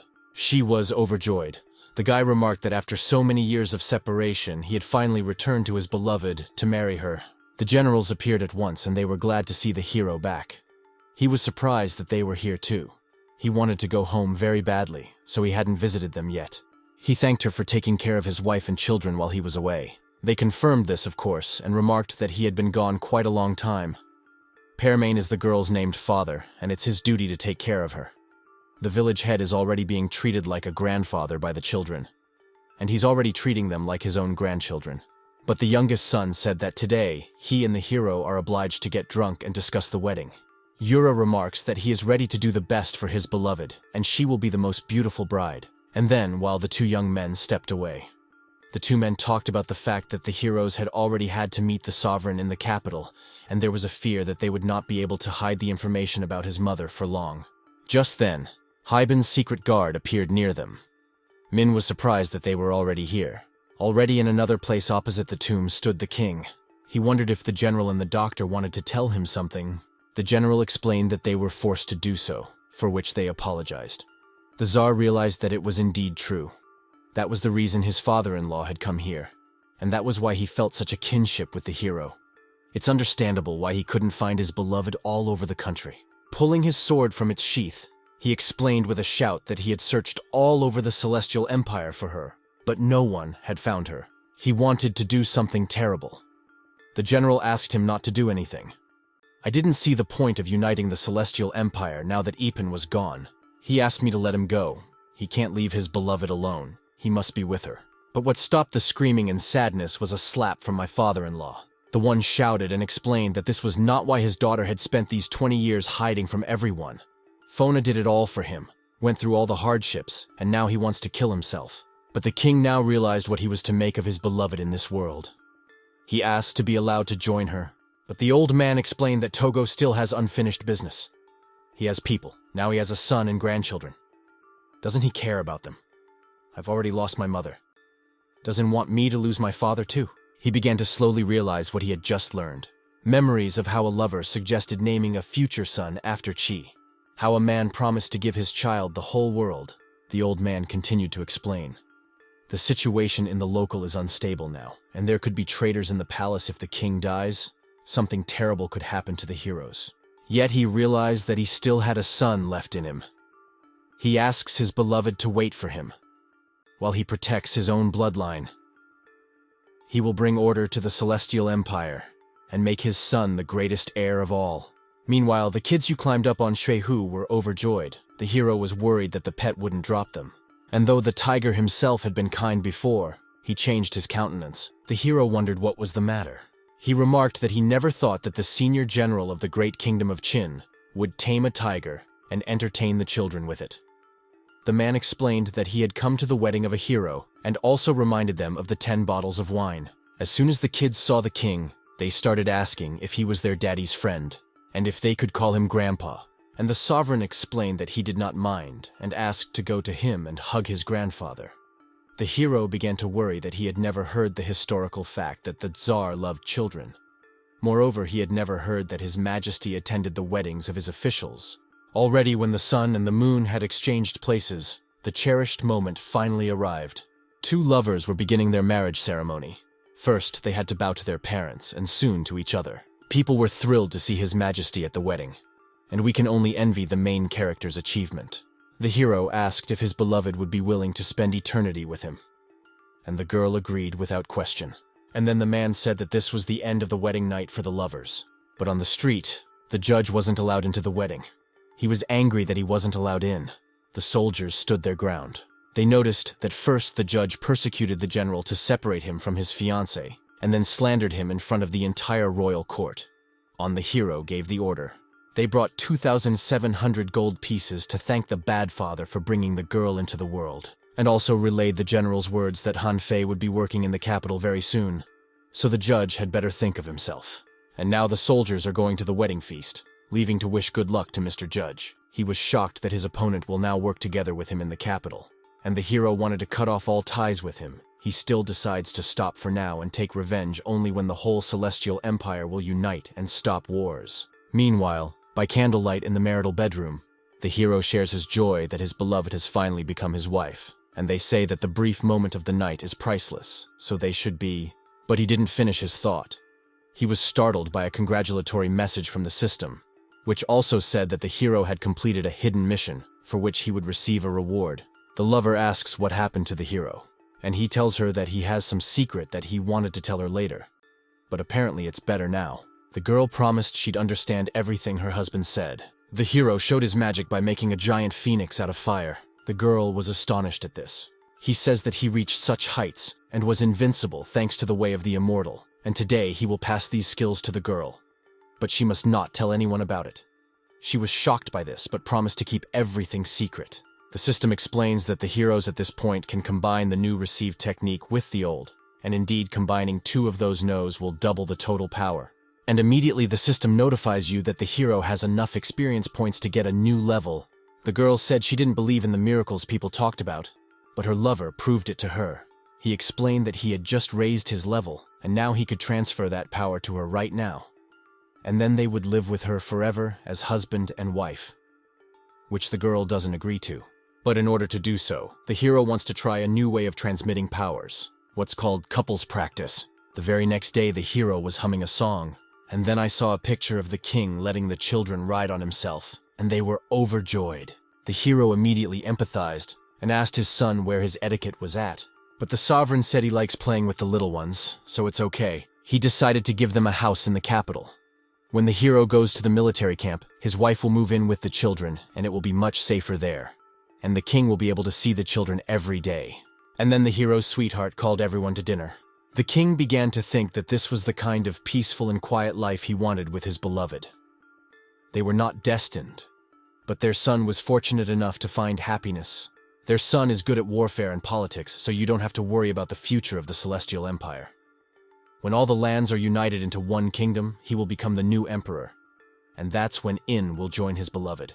And while the hero was on his way to him, and was approached by the king about what he needed to talk to him about, even though he had already given the hero gold, silver, and land for his wedding. But there was something he wanted to give to the general personally. The hero asked not to scare him like that. The king had already given him quite a lot, but the man talked about how everything was fine, and it was better to need to listen to him now. He took out a sword and began to explain that it was Jianlu's sword and an imperial seal made from his jade disc, also called the Sword of Humanity. That only a gracious sovereign can rule under heaven. The imperial seal is made of jade, which has spiritual energy. This relic is a national treasure and is only listened to by a wise ruler. The hero felt a spiritual power draining from this object. The king is too kind to him to give him a real treasure. And then the sovereign begins to wonder if the hero did not like the gift. But he replied that it was too expensive for an ordinary official, so he can't accept it. But Ying noted that there were no more things that could really show his respect for the hero, so he should accept them. In his mind, he thought that the generals and officials of the kingdom were already on his son's side, so he only needed to hand over the throne. And then the man says that it is time for him to return to the capital. And after the hero's vacation, they will dine at the palace again. But then the hero called out to him. In noting that he had rewarded him lavishly, he has almost nothing to repay it with. He asked to take the elixir he once received. The man was surprised that the general also believed in immortality, noted that he lacks such things in the palace. The hero remarked that it is authentic. They are some poison pills from the palace. And immediately the man was seized with fear. He was the force of poison pills. The guy explains that the creation of such elixirs is very complicated and should not be trusted by all the alchemists in the palace. And the medicine that the king was given is better tested on rabbits and see how they react. According to the story, Yuncheng was obsessed with finding the elixir of immortality from this. He will leave his life early that will lead to the collapse of the Celestial Empire. And since the king is very kind to the hero, he won't let him die. The elixir given to the hero will allow the king to purify his body and improve his health. And if he did not believe, he would give this elixir to a healer to test. But the man immediately said he believed. Still, the general developed a cure for the soldiers. It's not like you can't trust a true genius after that.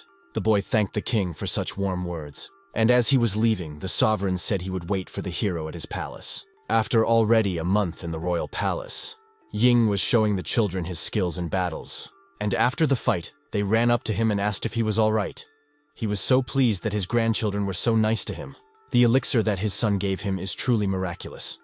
After the king started taking it, all his ailments went away and he had more strength. It's been noted that these ones may have missed their mother, so there's no need to keep them in the palace all the time. But the king only wanted the newlyweds to be alone, and the girl could spend time in the palace with the children. Which is odd, since no one has ever allowed officials and their families to live in the palace before. But, on the other hand, the old man had never before seen the king so energetic and enthusiastic. It's all thanks to the elixir his son gave him. The doctor himself was transformed. Even his complexion changed. It turns out that 2 elixirs went to the king, but Ji got one. But the pills that were given to the others were given to the rabbit. He really died. It's very good that Qi prevented the king about the alchemists in the palace, but the worst part is that these alchemists were receiving orders from other people. The king needs to be very careful. This leads Ina to think that his son should already be given the throne. But first, there is another test waiting for him. The king orders all the sons to gather in the palace and invite Zhao Qi. And already in the palace, when everyone arrived at the right time, the two princes greeted the king together. The kids were wondering who they were, and Grandpa explained that his sons were younger than him, so they should be called uncles, and the children greeted them. Ying was overjoyed that his grandchildren were so smart, just like their father. But here were the princes unwilling to answer the children. The king was dissatisfied that his sons were silent for nothing. The explanation was that he was too excited. Officials are not allowed to stay in the palace for more than a day, so why are these children still here?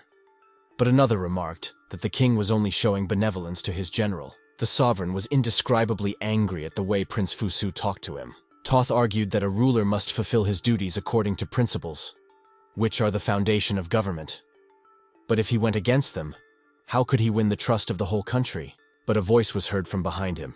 He noticed that it was strange to teach the sovereign ethics and at the same time violate it. Doesn't he know that you can't compare anything to royalty? Zhao apologized for interrupting the king, but he said it was okay. And he also said the guy came in just in time and he better talk to the prince. I'm wedding the man doesn't understand Confucianism. Just because you have military honors doesn't mean you can say anything. Well, the sovereign himself just authorized a hero to speak. The hero's point is that such ethics have no place within the confines of war. And anyway, how could something like that help unite the Celestial Empire? The prince was about to contradict the hero's words, but Zhao continued. The king wants to end the troubled times and unite all nations. There has been war for several years now, and how can this ethic help? Is he really going to tell the fighters about it? Etiquette can bring stability, but only in times of peace, and in times of chaos it is utter folly to talk about it. And then laughing, the sovereign asks him to finish. He understands him completely. For this he raises his title. On the other hand, the prince was better trained than the teacher. But he didn't learn anything at all. It's better to take lessons from Zhao. He also tells his sons that then a meeting with a message will be waiting for them soon. So now they have to leave, but the general has to stay behind. 2. The prince was delighted with the way the hero had figured out both politics and the military. He wanted to learn a lot from him. Fortunately, everything is also unclear what Prince Fusu wanted to achieve. If he wants to be a lifeguard, then he must have Zhao Qi's support.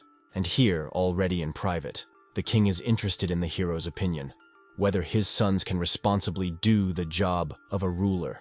And with all due respect, the hero sincerely says not very well. One talks too much, the other is too pedantic, the other two are silent. Even though the hero put it rather crudely, it is indeed true. Still, one of them will have to hand over the throne. But the hero's point is that the king is in the prime of his life and will make it.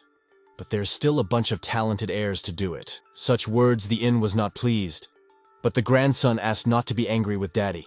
The Tsar will not beat the general again for the sake of the grandsons. But the hero must help with the ambassadors at the meeting. The 4 kingdoms united because sensed that the kingdom of Qin was going to attack Wei, in which case they would have to deal with the kingdoms of Chu, Qi, and Yan. In short, they are frightened, which means the meeting will convince them not to attack the kingdom of Wei. The king praised the hero's excellent analysis. At this moment, they will want to use their alliance to exert pressure. But in the past, speaking did not stop the 5 kingdoms alliance either.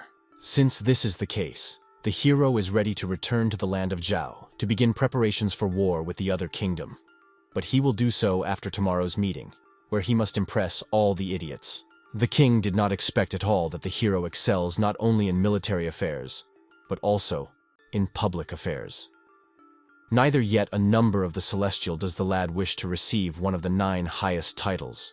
The hero realized if he gets one of them, he will give up military power, and he doesn't need that. He thanks the king, but says he doesn't understand anything about it. Jung is well aware that the heroes simply don't want this. It's just an attempt to involve him in the affairs of state, because the Celestial Empire will soon be his. And after this conversation, they say goodbye. But the sovereign was angry that the general had taken the children away with him. The hero explains that his wife missed the children very much. Let them see her. This kind of inn is definitely not happy. When he hands over the Celestial Kingdom to his son, he will see his grandchildren every day. Still, Qi has passed the test, and now the man is confident that he will be an excellent steward. To his subordinate, he tells him that the general will be returning to the military camp soon. The warriors from Hybe will have to make sure nothing happens to him. To their soldier, he gave a record of the secret decree as well as his will. He orders it to be read if anything happens to him. Whoever fails to do so will be declared a traitor. And though a man's fate cannot be controlled, for his son's sake, he must be prepared for the worst.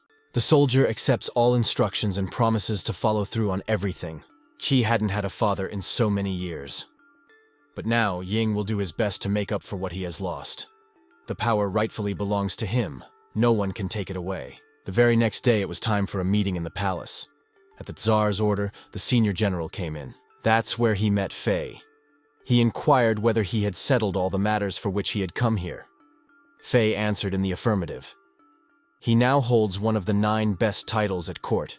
Although he had managed to see the general today, however, he would soon be leaving for Zhao's lands. When will their next meeting be? But the hero just laughed. It sounded as if this was their last meeting. They would have many more moments to meet. As the hero reassured his buddy, the man promises to repay the hero for all his kindness. For example, to restore order in the palace and expel all dishonest people. The judge heard it and really empathized. Today, ambassadors from several kingdoms will try to dissuade Qin from taking over one of their neighboring states, using other people's authority to do so, and it was time for all 4 ambassadors to enter the room. They greeted the Qin king.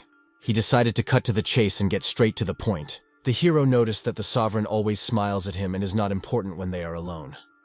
But now he behaves like a real king. With one phrase he can put anyone in his place. Just then he noticed that the king was looking at him strangely, for which he empathized. In saw perfectly the fact that the heroes yawned with boredom as they coaxed military affairs. He would need to familiarize himself with the affairs of state now. One of the ambassadors began to ask the king not to start a senseless war with a neighboring kingdom that would incur the wrath of the other kingdoms on Qin. At these words, Senior General Zhao laughed very loudly. The ambassador was surprised by this. The hero called the speech put forward by the ambassador very funny. The Qin Kingdom never fights senseless wars. If they did, would the tiny Yan Kingdom try to threaten them? The old one had noticed that together with Prince Dan, they were hostages in the Zhao Kingdom. But after all these years, he still didn't understand anything.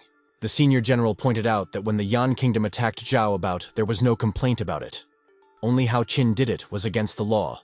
If the Qin Kingdom hadn't come to the rescue in that war, Yan would have been long gone by now, and in this position, they are still threatening them. Well, according to the ambassador, that's irrelevant right now. He's more interested in whether Qin has justification to attack a neighboring kingdom. The sovereign was very pleased with his son. He had chosen a very suitable approach. The hero said that the sovereign ordered him to guard the territories. Both Zhou and Wei sent assassins at him, gathered 200,000 troops to attack them. Isn't there any justification for this after all? At such words, the ambassadors were confused. But the hero continued that whoever comes to the aid of the kingdom of Wei will become an enemy to their kingdom. As here came the question of whether the feud between the kingdoms would never end. The king did not initially reply, but merely smiled, and soon replied that the opinion of the senior general was also his opinion, and that his opinion was followed by the whole kingdoms. And then one of the ambassadors started talking about the Zhao kingdom, forcing Wei to attack them. He asked me not to start a war. They're willing to pay any price. Gold or silver territory again. But the sovereign stood his ground. The senior general had said everything, so now the ambassadors must leave. Ambassador Wei, even as he was being carried away, begged for mercy. It makes sense that a weak state has very weak diplomacy. And then the sovereign declared the negotiations over, and ordered everyone to leave, except for the hero. Only he's leaving tomorrow. He's obliged to have a drink with the king tonight. The king decides to pour his own wine for the hero. He was very sorry that the hero would be leaving very soon. He would have no one to drink with anymore. The hero was surprised because the sovereign had so many sons, but they are the sons of the king of Qin, not Yuncheng. Yuncheng's only son is the hero himself. The upcoming war with the next kingdom man expands the powers of the senior general. Now the army of Van, he will be able to dispose of as he wishes. The main thing is not to risk alone. What hero surprised me? The king ordered to forget about the rules. The hero is like a son to him. He doesn't want anything to happen to him. So the wife and children will also be protected by the kingdom. Now the hero realized what his attitude really was.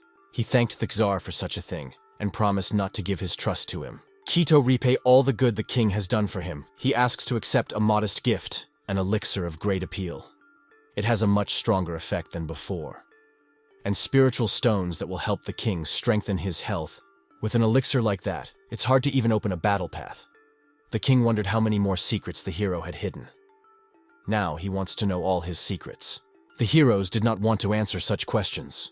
Then, the king asked the hero how he felt about his father, and whether he still hated him. Even though his father was not there for the hero, and he was always in resentment towards him, yet Qi never felt hatred towards him. As he got older, even the resentment started to go away. He believes his father couldn't just leave him with his mom for no reason. He probably had no other choice. All those words made him start crying. He hugged his son, or held back from telling the truth about their parentage. But for safety's sake, he can't do that just yet. I noticed that the sovereign is a very sincere person. If he had a father, Qi's feelings are so strong that even now, after a while, the king fell asleep at the table. When he wakes up, tell him that Qi will be busy preparing for his departure. But how kind the king is to the hero, he decides to repay him with loyalty. If he truly treats the hero like a son, he will treat him like a father.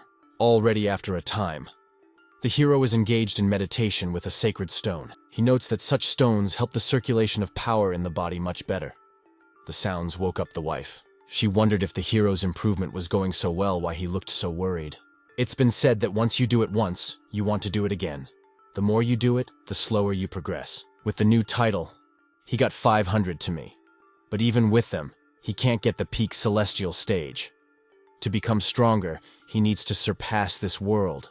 The girl was upset because it was so hard for them to meet again, and now he is leaving again. Even though he has incredible strength, but the beloved is still worried about him.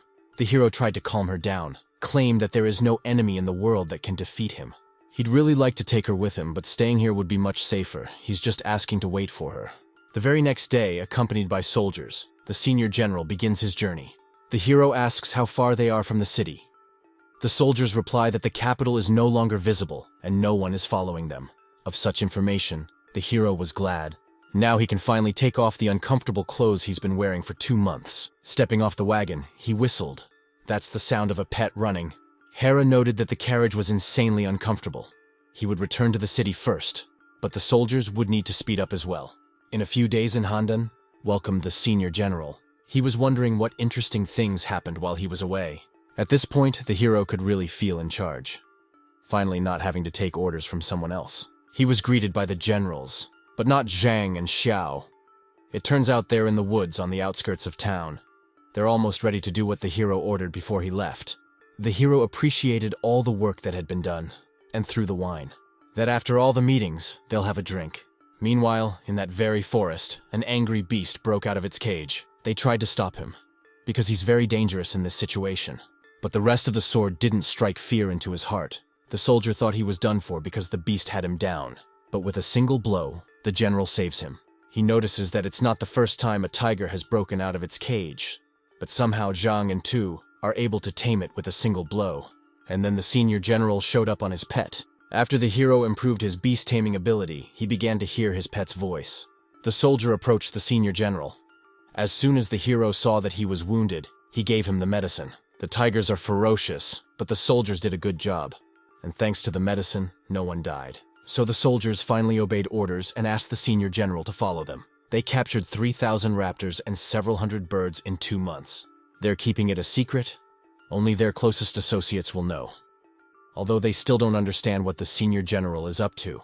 And the second Hupo went to tame the beasts with his strength. All the once ferocious beasts froze in fear. Now they won't hurt humans. They can be released from their cages. According to the soldiers, the general has trained the king of beasts, and on the general's orders, the soldiers opened all the cages. And indeed, the animals became harmless. They will now become the riding pets of the fighters. 3,000 elite riders must be selected, and an army must be prepared. Now, the hero wants to take a look at the feathered ones. Show Xiao to go to the city and heal the wound. But then he backed out. You claimed he couldn't come back. Since he started serving, he realized that the hero appreciates Tu and Zhang Po as much as they possess the inhuman strength they got from the hero. And Xiao wants to possess it too. The hero remarked that the guy's very smart, but is he willing to pay a high price for that power? Qi asks you to think carefully. Because now he knows the general's secret. If you can't pay the price, it will be unforgivable. Even though the guy has a rare talent, but he served the king before, so we need to check his loyalty. The hero intentionally did not hide his power from him. Now everything depends on his awareness and the desire to prove himself. And after a few minutes of deliberation, he was determined to follow the general to the end, and the price of that loyalty would be his own life. Xiao's loyalty points are now 18. He became a loyal hero against all odds. Hera tells the guy that he passed his loyalty test and begins the process of transferring a chunk of power. Now Xiao will stay here and Zhang will train him in martial arts. The general congratulated the guy. He said that in the future they would work with him side by side. He was shocked that he now had the same power as the other generals. And lastly, the lad swore allegiance to his general again, already passing between the trees all alone. The captain of his shadow squad appeared in front of him. The hero noticed that the man's skills had markedly improved. He practiced diligently every day. Now he is at the 6th degree, after the heavenly realm. Now the shadow army's up to 8,000, already spread out across the states. The hero praised the work that had been done. According to the story, the king valued this man very much, and for good reason. Today, he wants to hand him a trump card, and then he looked up into the sky and ordered me to come to him.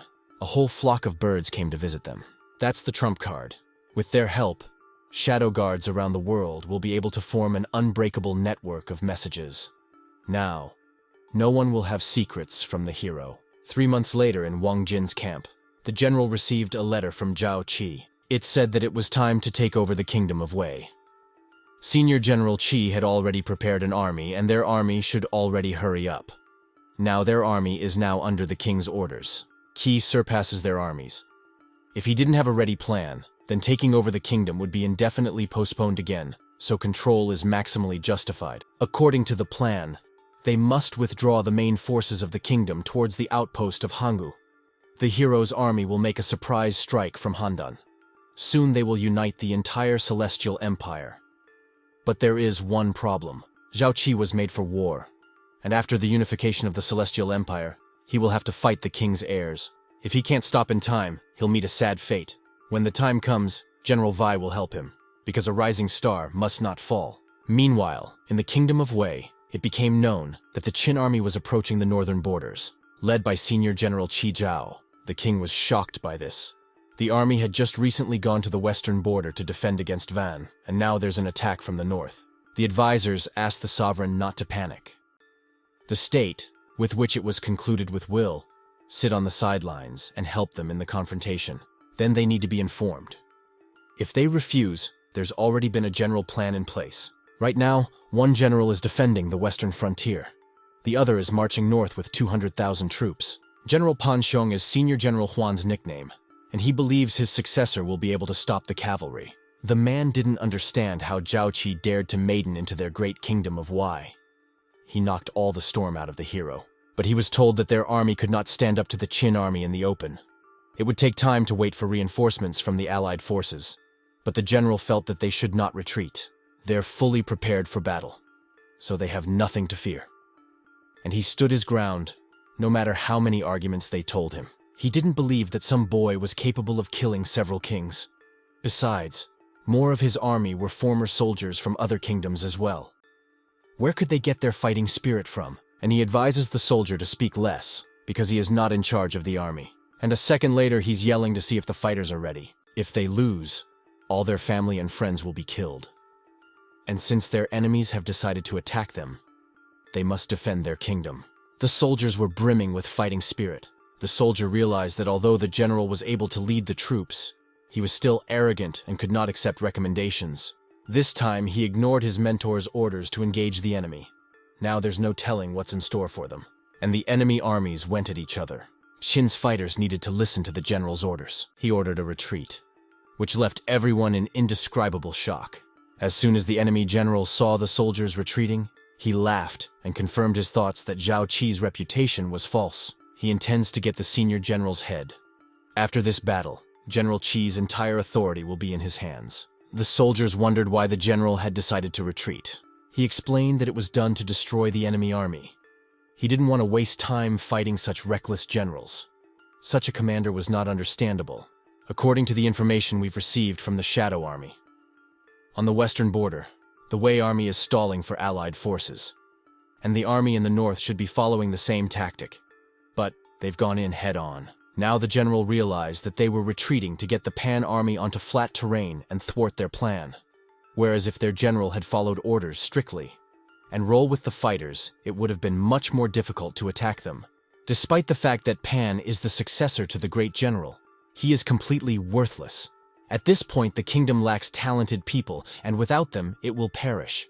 Unfortunately, the ignorant authorities drove out talented people like Zhang, Fang Sui, and many others. Subsequently, all of them went over to their side.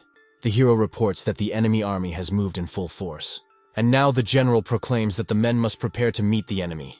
They must decide the outcome of the battle and kill everyone. Using an attacking formation, they're going forward. The enemy soldiers were surprised that the Qin army decided to attack. They kept retreating. The general didn't understand how they got that kind of power. They'd just recently been running away, but he decides not to back down and continue his assault. The hero is ordered to cut off the enemy's escape route. Never let them escape. Let the enemy general see what the kingdom of Qin is capable of before he dies. And the soldiers accepted the order with the utmost joy. In the rain and arrows, the soldiers decide to retreat. But the general said it's a little early for the enemy to flee yet. The general asked them to look around at the strongest cavalry in front of them. And now the tiger army has come out, and the tigers started pouncing on their enemies. They kept running away in fear. Their horses were also scared out of their minds. The senior general was right. Qin's army has decided the outcome of the battle. Now the enemy army has no chance to retreat. Has the heroes their capitulation, but until their army is defeated, they will not stop. Whoever kills the enemy general first will be rewarded. An order came to the soldier from the senior general. Don't stop until the enemy army is defeated. Pan didn't understand how this could have happened. I really should have listened to my mentor. Is Zhao Qi really that strong? And then he was attacked by one of Qin's soldiers. He was a member of Khufu's cavalry. He was from the kingdom of Zhao. Qi destroyed his country and he fights at his side. The soldier confirmed it. But it's the Three Treasures cavalry that General Zhao invented. And he attacked the general. Once again, he claimed he was fighting on the general's side because he was honest and brave. He treated everyone equally. And when he joined the Qin army, Po ceased to be Zhao, and he delivered the final blow to the enemy general. This battle showed the strength of the tiger army. But it was too brutal after all. It is wrong to kill your fellow man. The hero has confirmed that the enemy general has been defeated. Now Valle will be forced to call for reinforcements. And now they must meet Wang's troops before the others arrive. Now the soldiers will march forward to destroy Vaya. Meanwhile, in the city of Dalian, the senior general blamed himself for trusting Pan, and now the kingdom is in danger because of him. But the advisor emphasized that it was because of the general's stubbornness and selfishness. And Zhao Qi was too cunning and crafty not to blame himself. Besides, he got to Dalian in time. Even if the enemy army storms the city for a few days, it won't succeed. The city now has over 300,000 troops, and enough supplies to last a month until reinforcements arrive in the form of the other three kingdoms. The general has agreed. The main task is to defend the city. The chancellor was glad the general thought so, and asserted that heaven was on their side. The only problem for them was that the enemy general was a schemer. Therefore, spies must be sent to follow Qin's army. The general noticed that a great many hawks had gathered near them, which was unusual. Meanwhile, in one of the forests, Qin's soldiers caught unknown people. They called themselves refugees from Dalian City. They heard General Zhao doesn't kill civilians. Yes, the city will go, they want to be safe. But a flock of birds swooped down on them. The senior general who showed up explained that the hawks are on the shoulders of enemy spies. They must be captured, and if they resist, killed. The spies realized they'd been declassified. They weren't about to fall into enemy hands. So after a while, it was announced by the general that all enemy spies had been caught. If not for the birds of Senior General Qi, they would have infiltrated their troops. Now the enemy was left with their eyes and ears closed. Wang praised the hero and asked what the next step would be. At the moment, the situation is similar to the events with the Dai lands. Will it be necessary to act the same way? But the hero said that the past ruler surrendered because he respected his people. But Wei Wuji will fight to the last man for his kingdom. The reinforcements of the three kingdoms will arrive in about a month. Will they send their men to slaughter to knock down the bloody gates? The new hero denies it, for the blood of their warriors is too precious. The two generals began to wonder what the hero's cunning plan was this time. The hero has had a plan for a long time, which he's been slowly developing. It goes against the laws of nature, so he's in no hurry to make it public. The guy calls the misunderstanding generals along with him. North of Dalian City was the Huanghe River Dam, where the soldiers worked tirelessly on the orders of their general. As Senior General Zhao Qianwang arrived at this place, the hero wondered how the work was progressing. They must finish the work before the flood. And Zhang had already completed the construction of the ship. Van is slowly beginning to understand the hero's plan. To himself, the general only confirmed that Qi was the only person who could come up with such a plan so quickly. The hero wondered if such a plan didn't seem rather cruel. Wang's point is that the way of the military strategist is to act decisively. If this plan helps, why not? But the general wonders differently if he didn't approve it. Qi cancelled it. Such a plan would end in terrible disaster. But for the sake of one kingdom and an end to chaos, the hero is willing to carry it out at any cost. If Wang refused, the hero would still go for it even though it would earn a terrible reputation. They must win at all costs. The general was very glad that Qi was not his enemy. Otherwise, they would have had to postpone the plan to unify the Celestial Empire indefinitely. After a while, when it was raining, a plan of action was discussed. How they were going to defend the city against the enemy army, and how to wait for reinforcements. The general had a bad feeling, especially when he looked at the rain like he'd missed something. And then a soldier came to announce that the enemy army had retreated. They didn't understand why they'd been surrounded for half a month, and then suddenly retreated. They quickly rolled up camp and left as if in a hurry. The general began to panic even more at this new news. The general was ordered to flee the city as quickly as possible. That's about any information because they decided to take advantage of the flood season. But the chancellor didn't see how they could take advantage of it. When a gigantic amount of water showed up, the city was flooded. If the general had known of the enemy's plan 10 days in advance, the kingdom would not have been doomed. And in that second, blood spurted out of his system. He fell to the ground. The chancellor was in a panic because the kingdom needed the general. Thanks to the hawk, the protagonist sees it all. He promised Wei that he would personally come for his head and the king's. He was interested in how much experience he would gain from the flood. A few hours after the dam was breached, Qin's troops entered the city. The baby was scared out of his mind about the flood, but he was rescued by a stranger. The kid's parents started thanking him. But then they noticed it was Qin's soldiers and started begging them not to touch their baby. The heroes asked them not to worry and invited them to the fetus. Zhao ordered that a search and rescue team be sent to rescue the civilians and send them to safety, and all surrendered soldiers be taken into custody. People were surprised that the soldiers didn't kill them. They wondered what would happen to them if they would be enslaved. The hero has made the point that war should not concern the simple peasants.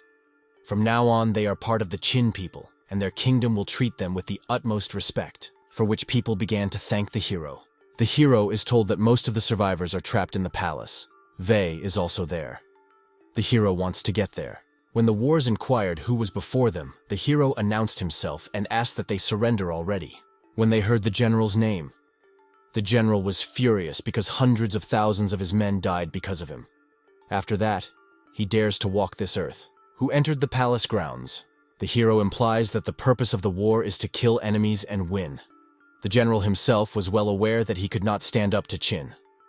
The General Mocha surrendered and then there were no casualties. The general said that although the enemy is young, he knows how to fight. If he were in his place, he'd never spare anyone. He argued that people like the protagonist should be taken away from Qin. The two generals should die right there. But the general's sword was shattered with just one blow from the hero. And the hero pointed out that no one in this world is capable of killing him. And now he was asking the soldiers if their king was here. The hero was confident that no one would have the strength to kill him. The younger general didn't accept why they shouldn't go into the palace. After all, it might be dangerous for the older general to be there alone. But his father claimed he didn't believe there could be danger to the hero there. And by the time the hero entered the palace of the king, he was in a panic. And after a time, returning to the allies, did not suppose that, judging from the shouting in the palace, it was all over. The hero thanked Van for all the help he had provided. The general himself could have handled all of this. The man asked not to be thanked, because he only supported him in the battle. He will send a report to the king about the battle with all the details. He said that it was too early to rejoice, even though they had defeated a kingdom. But reinforcements from the other 3 kingdoms had not arrived yet. They needed to take action now. The general suggested that I have a plan to clean up.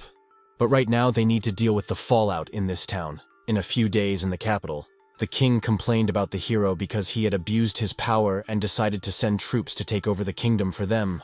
Such abuse could not be atoned for even by capital punishment. The Tsar then asked what they thought should be done with the senior general.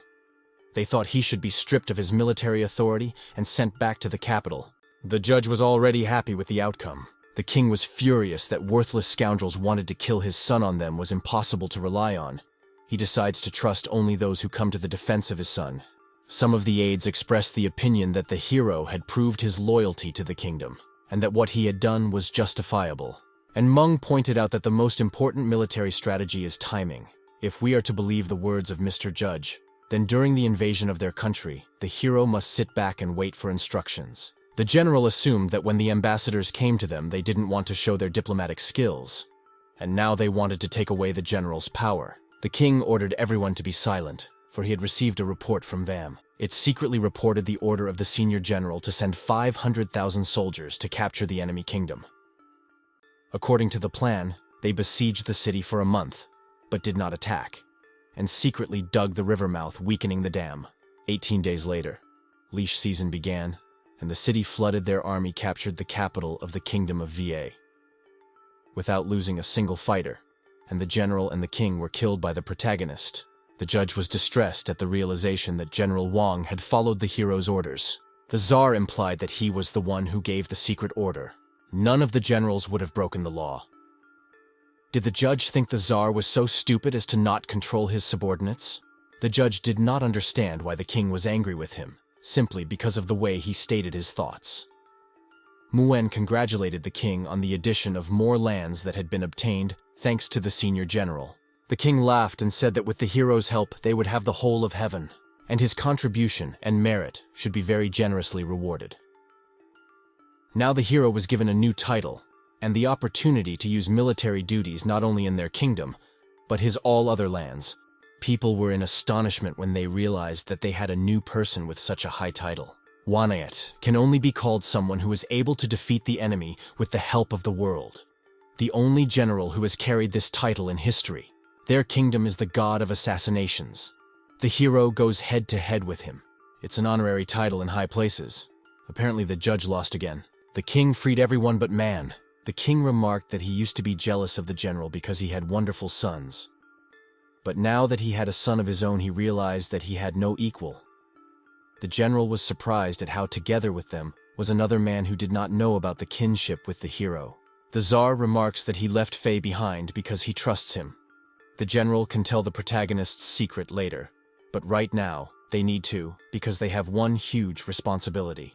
One day the hero will get the status of a prince. Being an official, he will be able to win the hearts of people. But perhaps many will be against him becoming a prince. The king wants to be helped. Yunir heard all this and realized that her beloved son of the king, there were children with her who ran to their grandfather's house. The grandson wanted to play with his grandfather. The king ordered everyone to leave because they knew what to do. He asked the girl if she had heard their conversation. She apologized for it.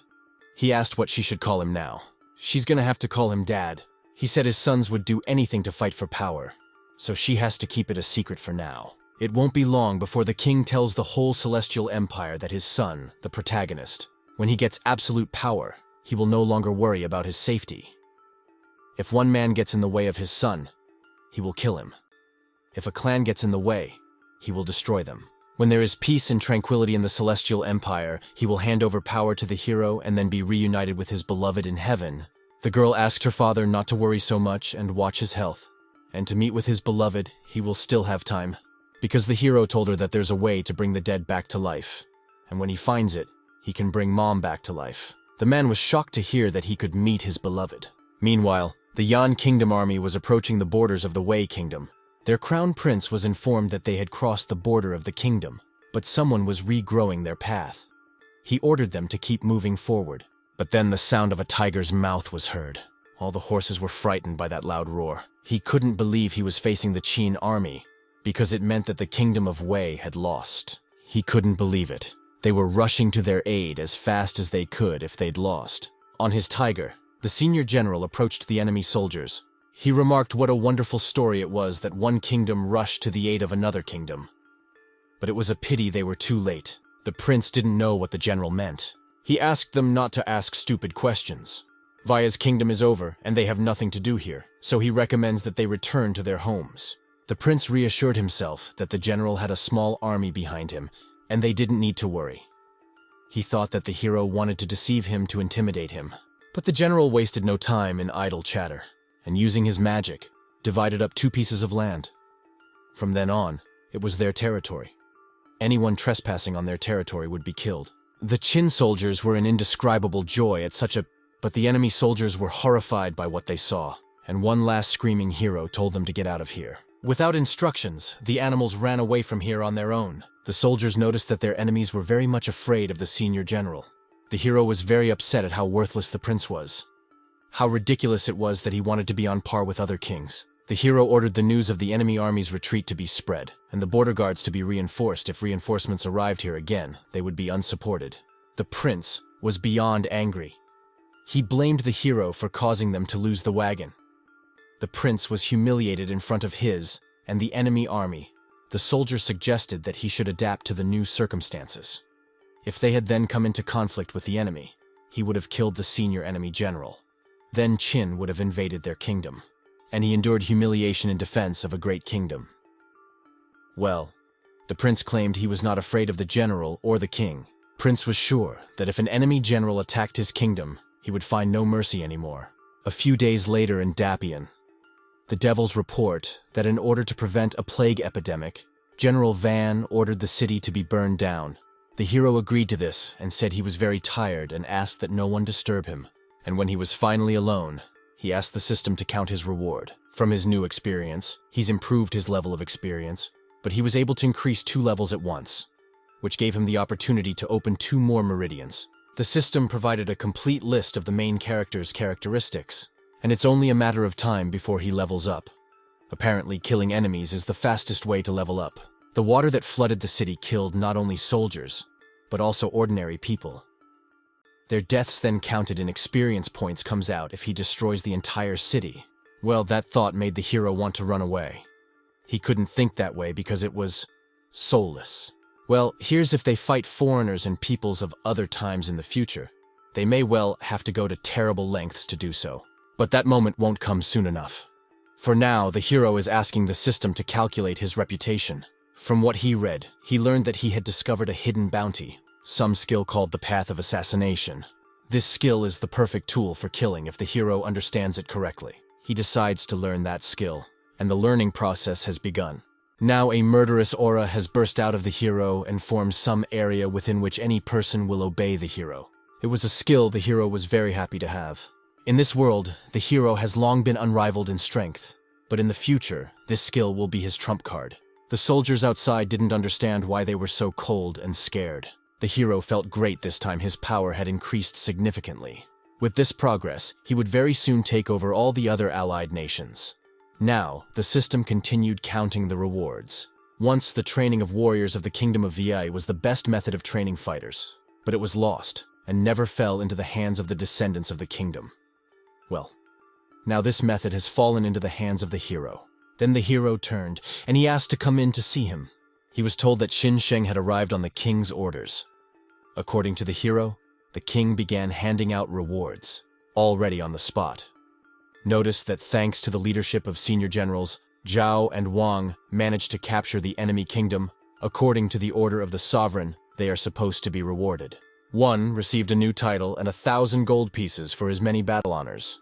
And here is the main character who managed to capture the city, believed the title and assigns the use of military duties in all 3 kingdoms, as well as gives the title of Wanjun, which the hero himself was shocked by, and the soldiers were also utterly bewildered.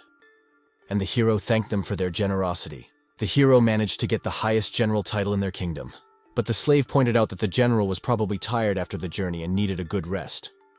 Wang supported this, and ordered the table to be set immediately. The general remarked that although the hero had received an honorary title, he was very calm. In his opinion, the hero would be able to lead their kingdom to prosperity. Now the hero was also waiting for a reward from the system. After a while at the table, the hero inquired how the Tsar was doing. The general explained that he was doing fine, and was very happy when he heard about the victory in that city. In addition, he asked how his children and wife were doing. The general assured me that everything was fine, and that his family was being taken care of as much as possible.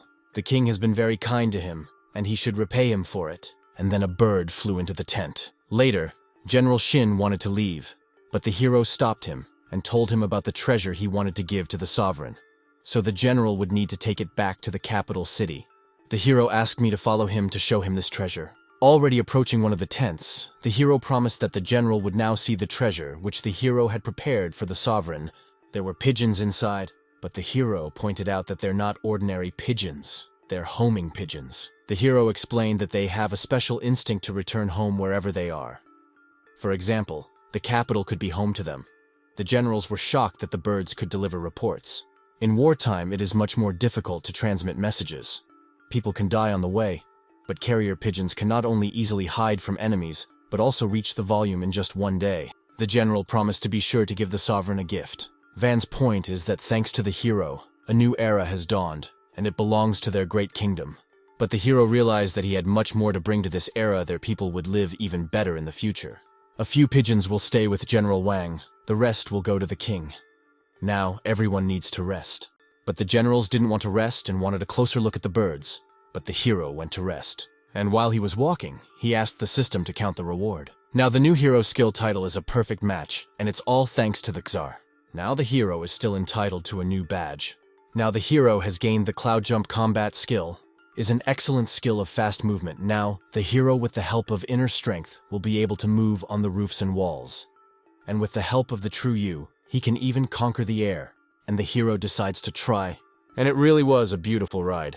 And the moment he moved, he noticed some people between the trees. They were like the spies who discovered the alliance of the three kingdoms. In defiance of the hero's threats, he walked towards them, causing people to freak out. Once on the ground, he attacked them. The hero has swept up that they are lucky since he has a lot of questions for them. He wondered who sent them, what they were doing near a military camp. One of them started talking to the hero, but then they used the grenade to escape. Yura said they seemed to have a trump card up their sleeve. Didn't use his rapid-fire crossbow to shoot smoke. But these people have disappeared. If they managed to hide the hero's father, then they are real professionals. But do other kingdoms have such capable people? One of them could have used a gas bomb, but decided to use a smoke bomb so they didn't want the heroes to get hurt, or he wouldn't have let them go. And as he was looking through the woods, he stepped on something. It turned out to be some kind of board.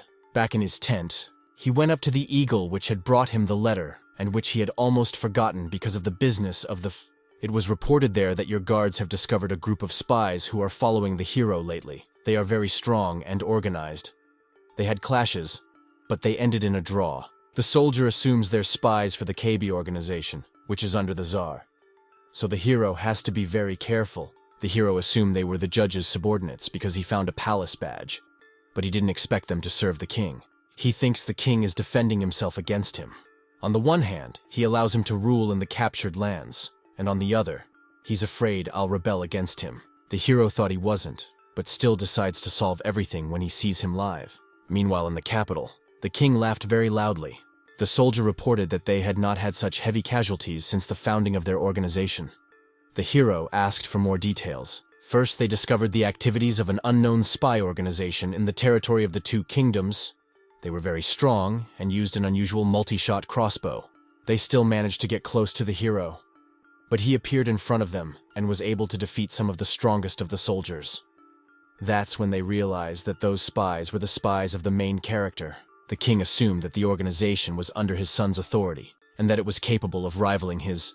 Moreover, they found out that their organization is hiding all over the Celestial Empire as well as their organization.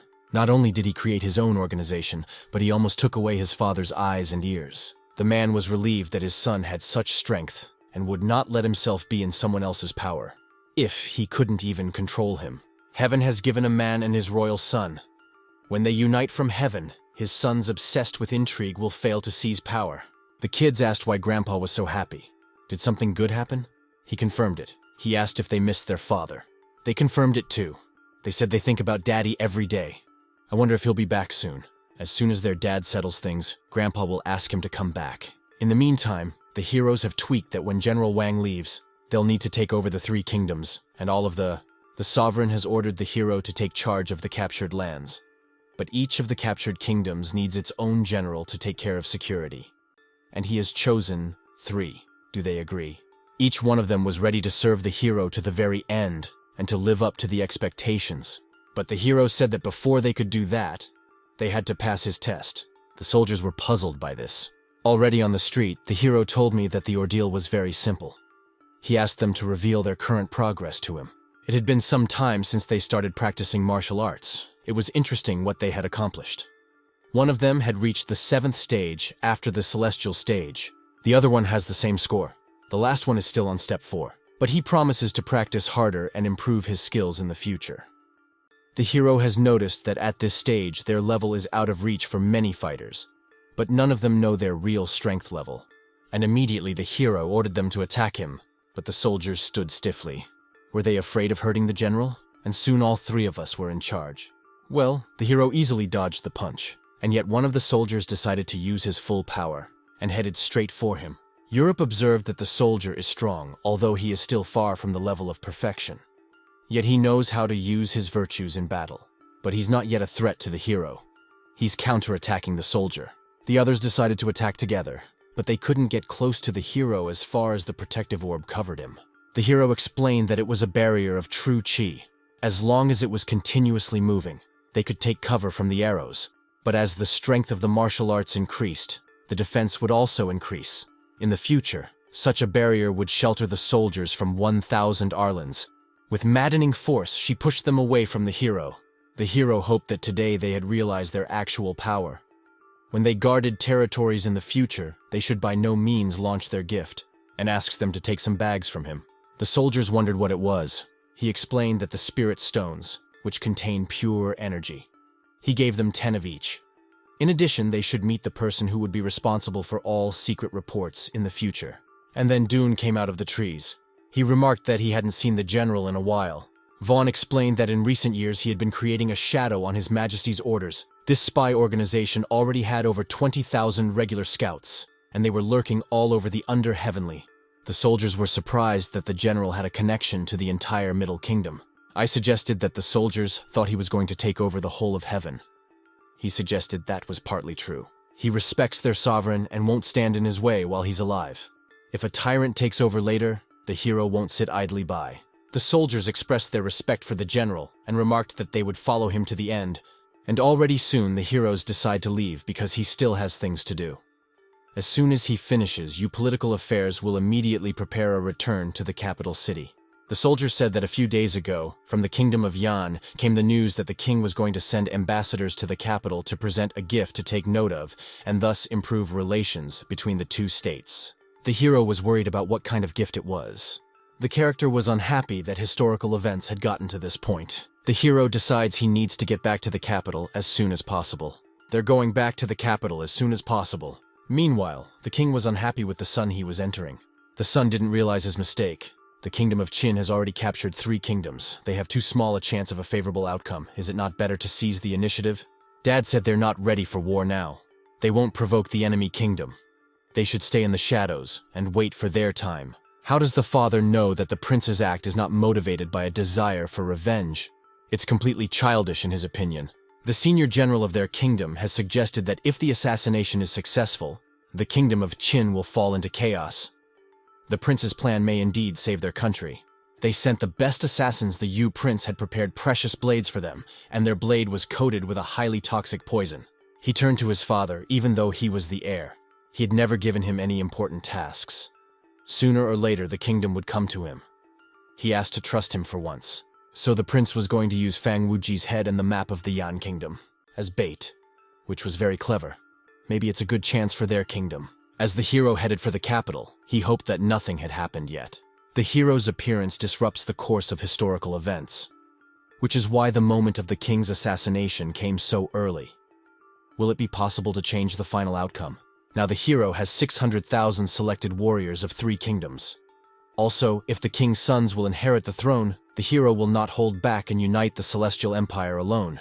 But still, Yuncheng's death is not necessary for the hero. Finally, the hero has achieved his goal. He provided his ID and introduced himself. Asked that the city gates be opened immediately. The soldiers apologized. But today, ambassadors arrived in the city, so the sovereign took precautions and closed the city. They cannot let the general in without the king's permission, but they can report to him that a hero has arrived. The hero realizes that Jinke has already entered the city. The hero can't delay any longer. The hero has already envisioned how he should try to break through. Well, then the hero will be blamed for the rebellion, though the king will be saved. But then the hero will lose credibility. Already in the king's chambers, ambassadors arrived, and they wanted to bring gifts to the king. They greeted him, but he didn't like the treatment. The enemy king has sensed that they are confident you are able to go against his desire to unite all 6 fact. So the kingdom of Yan wishes to become his vassal. In order to prove their sincere intentions, they want to present King Artu with their kingdom and Wuji's head. They ask to accept these gifts. The king wondered if this box contained Fang's real head. I say Fang thought he would live a peaceful life, but in the end, the Yan kingdom killed him. He asked the prince to come with the box. The man took stock of the fact that Cheng Jiao was his only younger brother. He wouldn't have rebelled against him. If it wasn't for Fang Wuji, the king was immersed in anger. When he realized that Cheng Jiao had been defeated, he should have been torn to pieces. From such as the king was angry, then the prince plunged into fear. Can't get the box to the Czar. The man noticed that they were both from the border areas of the Yan kingdom. When they were in front of the great sovereign, they almost shit their pants in fear. Prince Qin Ouyang was scared to death. He has to act. He can't let the prince down. But immediately, the king decided that he didn't care about Fang's head. He'd better show him the map of the Yan kingdom. But then the general was stopped by the Tsar's aide. He asked him to give him the map, and he would give it to the Tsar. But the general had swept up that the Yan kingdom covered a vast territory, and he could help him explore it. And yet the sovereign allows him to approach him. He is the only ambassador who has been allowed to approach him in all the years of his reign. The man thanked the king for such a thing, and then he starts unfolding a map showing all the territories of their kingdom. And now, in the general's opinion, the king's dog is finished. And he steps on the sovereign. Everyone was shocked by it. But then a cry was heard that no one dare attack the sovereign. The man was racked with extreme fear and cold. Because of this, the king was able to escape, and even though he had already drawn his sword, his opponent jumped at him, and yet the king already realizes that he is finished. Well, that's where the arrow hits the killer, and the king ends the assailant's life by kicking the ball. The general almost had it. Now the prince has all the responsibility he could ever imagine. It was so close, but he wondered who had done it. Yet the hero managed to save the sovereign. Everyone was shocked that the senior general had returned to save the Tsar. The sovereign was happy that his son had come back to save him. The hero noticed that none of the generals who were supposed to give the Tsar the medicine to save his life were here. The hero saved In's life. Now it's all up to him. A soldier arrived, saying he'd opened the city gates to the general. I should think he'd broken into the palace. I'd better punish the man already. But the hero noticed that he got the general to open the gate.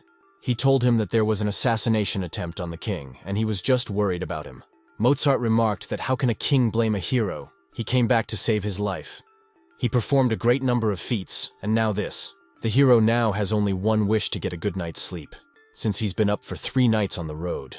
The Tsar has ordered a clean bed and sedatives to be prepared as the general wants to rest properly. The hero was upset about this because he wanted to go home, as he sleeps much better with his wife. But it was too late to refuse. As soon as the information from the Yan realm came to the hero, then, he without bodyguards immediately went to the king.